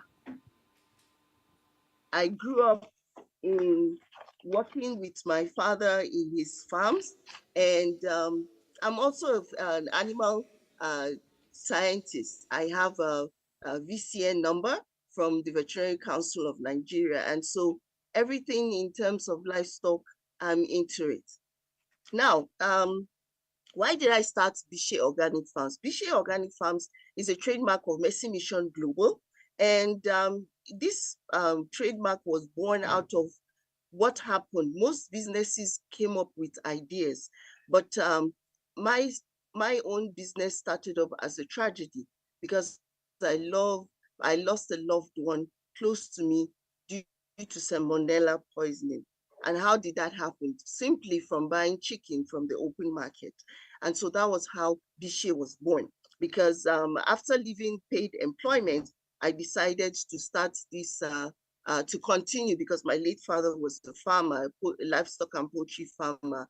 And so Bishe was born doing natural production, as well as understanding that there's a need for people to start eating healthy since the advent of COVID. And so what was the problem? There's a total addressable market of 115 billion market in Nigeria, but this market Your is slides are not moving. fragmented. Oh, they're not moving. I'm so sorry. Yes. Or maybe they would, okay. So I said my slide is, okay, this is about, I've talked about us, and you can just move quickly, so yes. This is where I am. Yeah, so the problem is that we have a 115 billion protein gap, in the sense that most of the people providing protein, animal protein, are conventional farmers. And so with the onset of COVID-19, a lot of urban consumers are more aware of eating healthy food. And so that is where we came in. Now, Bishe Farms is not only a concept, it is actually a proven solution. Why do I say this? Because we bootstrapped, when I left paid employment, we bootstrapped with our own personal funds. We also applied for UWIN grants from the federal government of Nigeria, and also from Brave projects with BOI. And so we're able to bootstrap up to 22.5 million. We have our existing farm, although it is off the grid, is fully solar. So in 3 years after going commercial, we're able to now be profitable with over 35% return on equity. Now, the customer, our model is that our customers trust us. Why? Because we are selling integrity. We are not only looking at, selling it in volume, but we know that we have the satisfaction that what we're selling to our customers is actually proven to be something that is healthy and something that they can fall back on. Now, our products, we are not only into production, we have an extensive value chain, whereby we have beef, we have jerky, which is kilishi, but kilishi done with goats, because goats are actually more healthier than cows.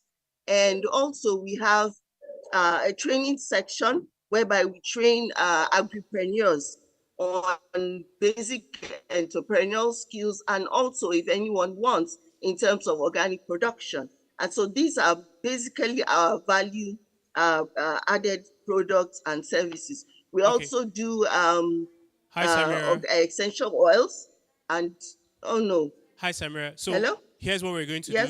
3 slides that we want to see: your traction, what you're asking from us. Just your traction so far and what you're asking from us. Okay, no problem. Just go to traction, how much you've made so far. Let me take it to the traction. Okay, so this is my traction and our milestones for the past 3 years. Like, as I mentioned earlier on, we bootstrapped we have a total of 22.5 million, 10 million from UWIN, and the remaining balance from personal savings. We have a customer base of wholesalers and retailers here in Kano. And we've created our e-commerce platform, whereby we now have a wider range of customer base because people are going into our e-commerce platform and making orders. We also have our certifications in terms of getting certified. We have our HACCP. And only just yesterday we're onboarded on the Mansa platform with AfroExim. And so Awesome. these are what we have done so far. Great. Yeah. So how much are you looking for the next? Yes. Yeah. So, yes. Our hi, ask Samira. is we're asking for. Yes. Yes. Awesome stuff. Yes. So you can just stick on this slide. We're going to move to Q&A, and then the judges can see your slides. Great. Okay. Please, a round of applause for Samira. Okay. Now you have 3 minutes for Q&A from the judges, and then we'll take it from there. Okay. Okay. So should I continue or I should wait for the ask? No, just leave the slides up. The judges are going to ask your questions. Hi, judges. Okay. We have 3 minutes for Q&A. Any questions for Samira?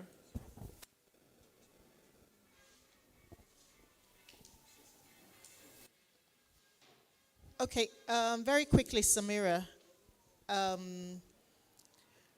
How much diversification in terms of your products are you looking to do with this ask? I just wanted to have an understanding very quickly.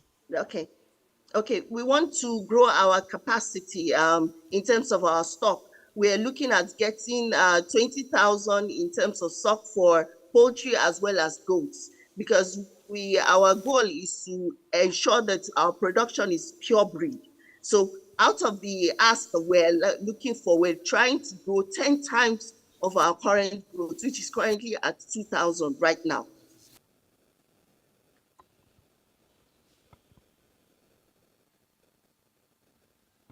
Okay. Any more questions from the judges? Can you hear me?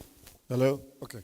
Hi, Samira. So I didn't get much information about your business model.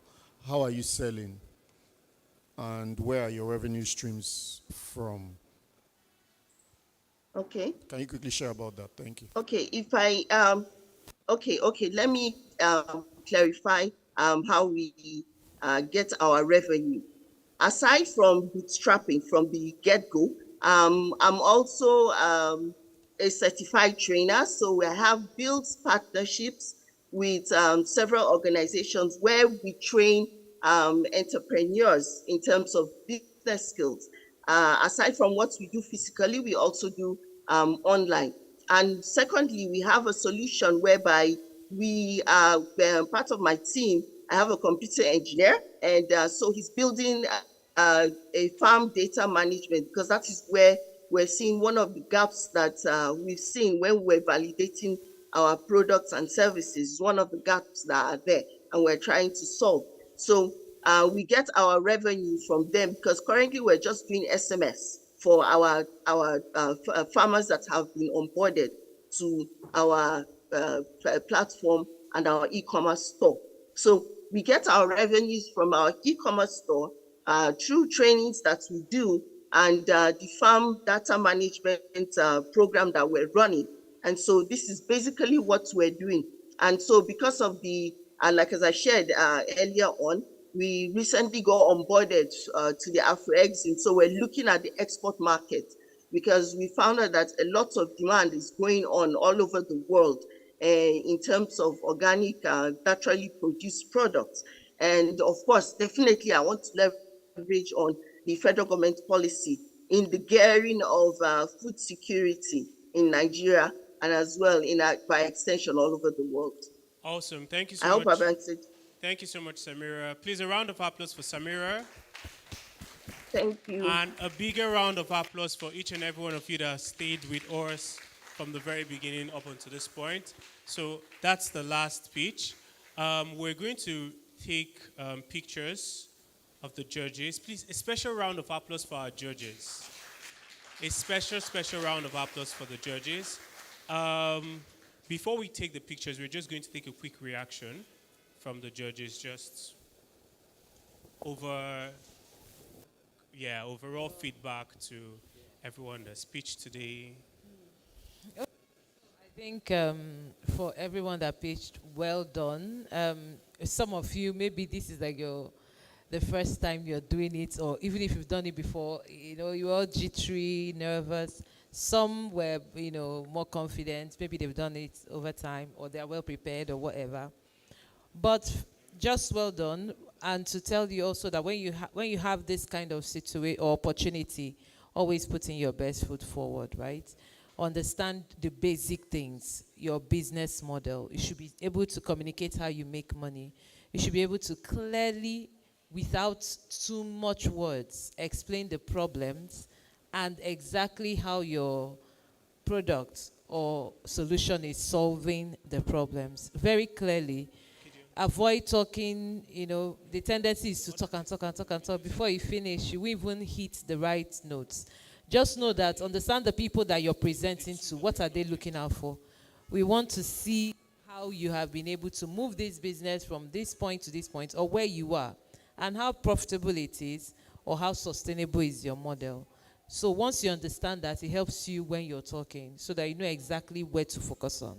But well done to everyone. Thank you. Okay, thank you so much. And please, another round of applause for our judges. If we could just have you to my left so that we can just take a few pictures. Okay, so here's what's going to happen over the next 5-10 minutes. So the judges are just going to collate some of the scores so that we have the finalists. Now, out of the 15 people that have pitched, 10 of the businesses that pitched here today are going to be getting 6 months mentorship.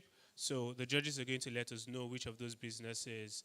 But then the rest of the cohort is still going to be getting support from DBN, from Sterling One Foundation, and as the ECOWAS Small Business Coalition has mentioned, they would also be supporting with the new facilities that they've launched. So there is a whole lot in store. The journey doesn't end here. The journey doesn't end here. In fact,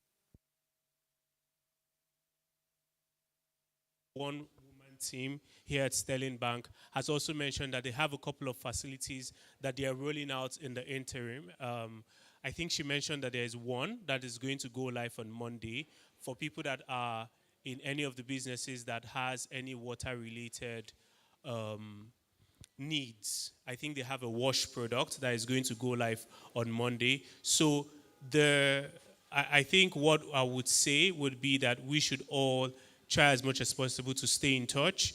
The pitches, it doesn't end here. So the opportunities are going to continue. They are going to keep coming along. Please, I'll just ask Madam Ogo, and please, if you could just join the pictures after this.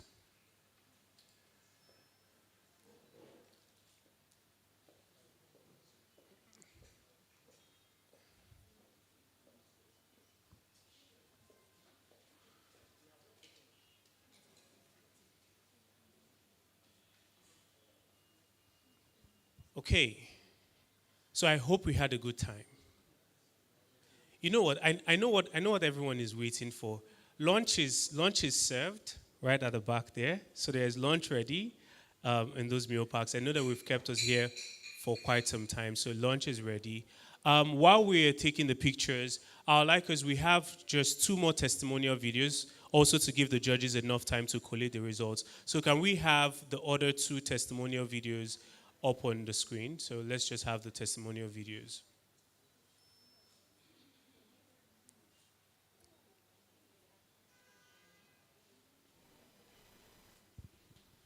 Okay, sound. Hi, sound.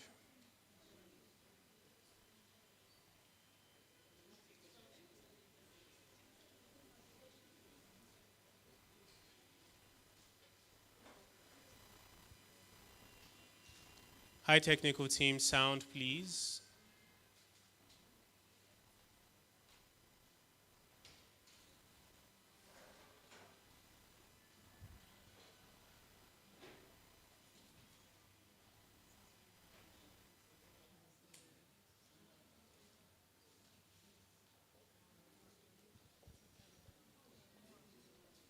Okay. So how many more minutes? Okay. So who is going to announce? Okay, we'll do the announcements. Okay, no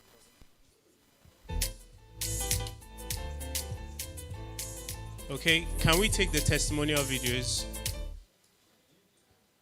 Okay, so just so we know, the calculations, the INEC team is working on the results, just to be sure that we get the accurate figures. Okay. My name is Temitope Kairim. I'm a pharmacist and the CEO of Opfarm Africa. So Opfarm does is redefining healthcare access for people that have chronic, complex, and rare medical condition. At the heart of Opfarm is AFIA, an AI-powered solution.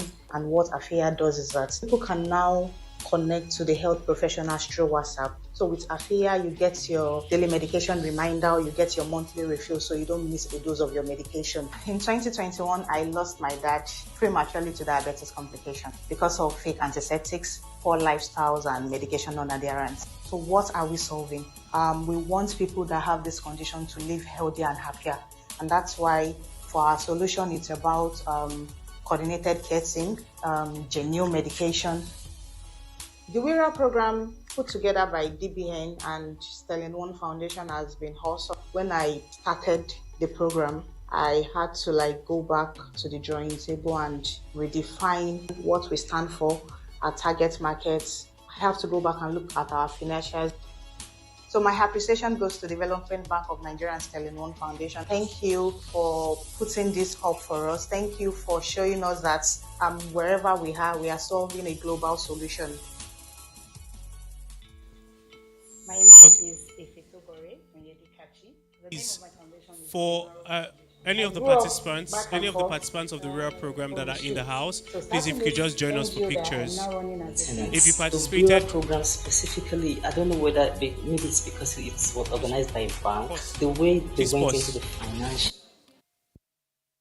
So if you're one of the participants from the WIRA program and you're here with us, just join in for the pictures.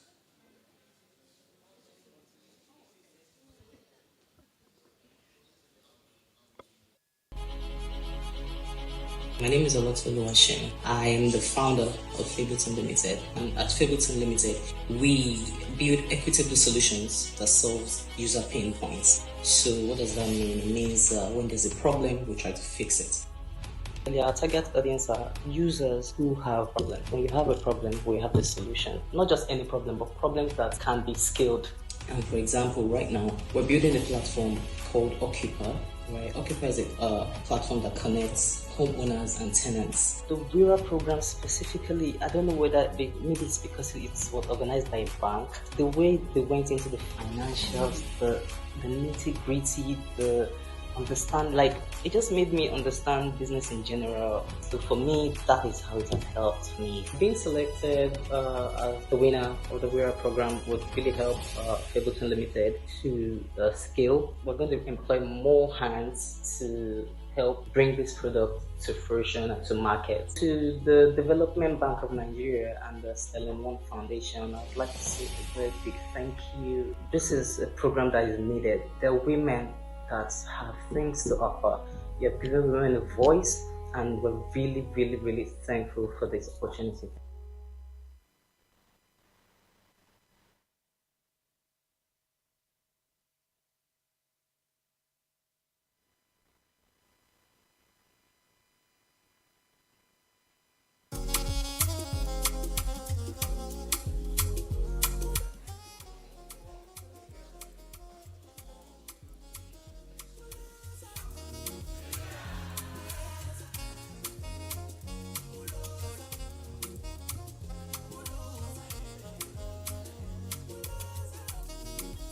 Okay, so with all the excitement that is going on my right, I feel like signing up for the next cohort.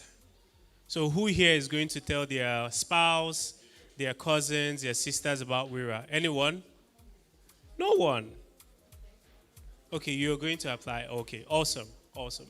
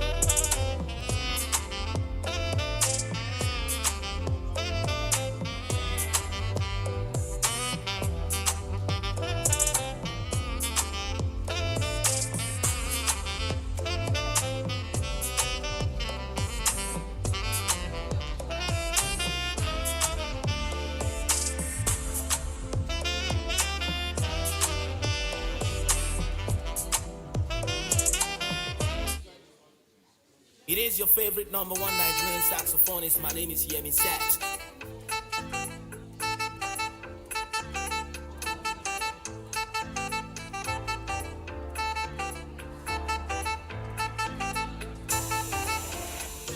Yemi Sax.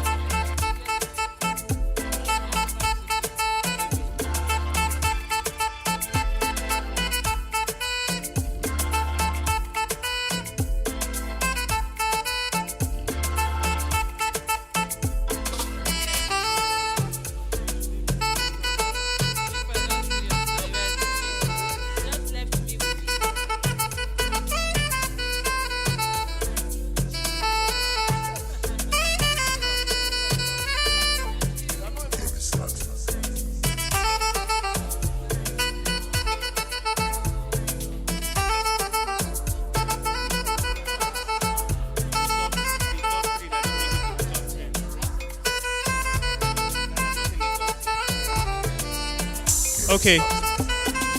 Hi, everyone. Hi, everyone. Okay, can we just come back to our seats? We'll continue with the pictures much later. Hi. Hello, everyone. Can we just come back to our seats?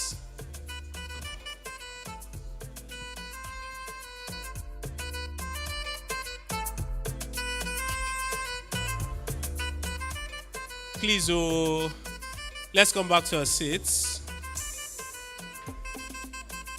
This is a really interesting moment, so let's sit down for it. Okay, so I had announced earlier that the 10 businesses, the 10 top businesses, are going to be getting mentorships. But here's something extra. So, the top 3 businesses that don't make it to the first 10. Did you get that? The top 3 businesses outside of the first 10 are going to get a special package from the ECOWAS Small Business Coalition. I can hear us clapping. Okay. So as you can see, I wasn't joking when I said that there is something for everyone, right? So whether you're top 10 or you're top 15 or you're top 50 or you're top anything, there is something for you. Right, so without wasting more time, I am going to invite 2 of the judges to do the honors of announcing the top 10. So please, a round of applause as we welcome Madam Mokbe Abudu and Madam Ezinne Nwokafo. I can see that we are really tired of clapping. Okay, let's get to the front. He's doing like let me say that everybody did very well. You know, this when you're presenting this kind of thing, there's always everybody did exceptionally well. But what happens always is that there will always be people that will then come tops. There's no, it's a competition that will happen and there are no winners, okay? But just know that whatever happens here doesn't mean the end of it. Let me even put it out that please, for every single one of you, we are also going to be reaching out. Shebi, Joket and Tolu, note it. We are going to reach out to you to help support you. We have funds that can help you, okay? So that is already settled. So put that in mind, that Sterling Bank has money to give you. A round so of let's applause. now go to the next one. Okay, we will start from, we are going with the top 10. So we'll start from 10 and then walk down to the first person. Okay?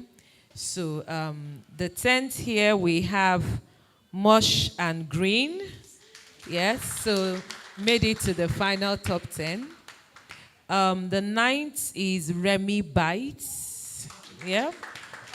All of you have 6 months mentorship. The 8th is Sundry Agro Limited. 7th is Isha's Cake and Foods Limited. 6th, we have Daisy Royals. Yes. 5th, I think the 5th is the other side. The 5th is Floats Metaverse Systems. Yeah. The 4th is Women Novate LLC. The 3rd is Agrovesto Enterprise Limited. 2nd, DIY African Ventures Limited. And the 1st, the winner of it all, the Citadel. The topmost, the one that the highest. May Kutos!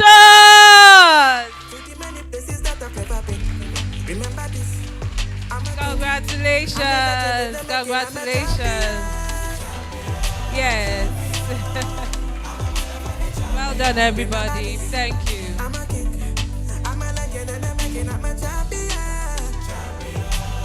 Okay, so congratulations to the top 10.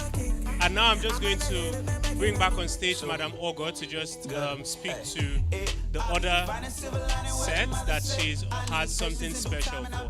Please, a round of... Hello, everyone. Congratulations. Congrats. MSMEs, well done. You know, the learning doesn't end. We always learn. I learn. We always learn every day. And for us now, technology has a shorter life cycle. Sometimes most technology will take 1 year, 2 years, but now 6 months, 1 week, 2 weeks, a different one is coming up. So for my 3 candidates, we would put technology in your business to also give you that visibility that you need. Different platforms, e-commerce platforms, you would have that visibility, and you would have trainings too. We do a lot of trainings. We do a lot of access to market, access to finance, and I can't wait to start working with you. Congrats. And to the rest, of course, you're invited to join. Thank you.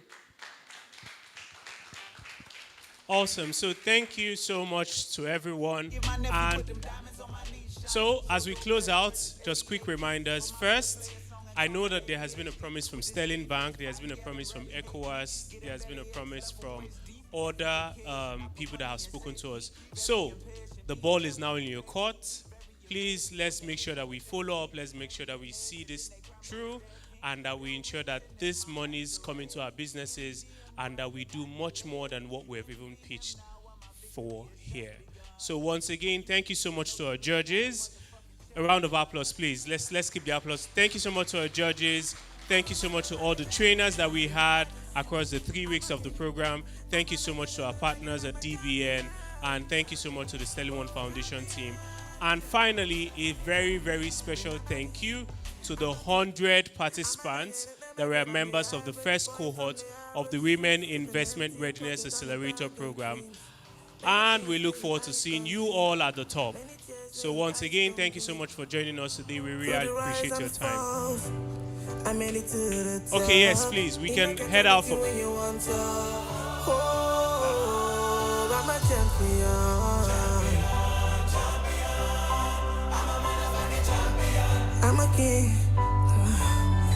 Okay, just a reminder, everyone that was a member of the cohort, you will get your certificates sent to your email addresses. So if there are any other questions that you have, please follow up.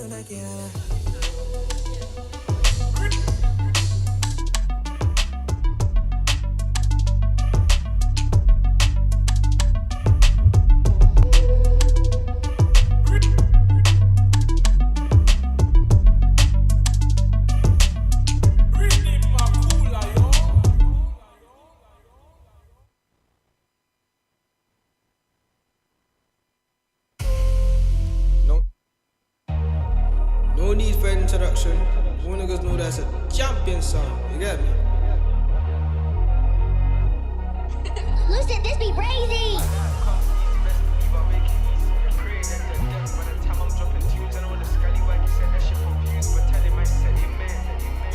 And they was calling me a nepo. I agreed to this agreement.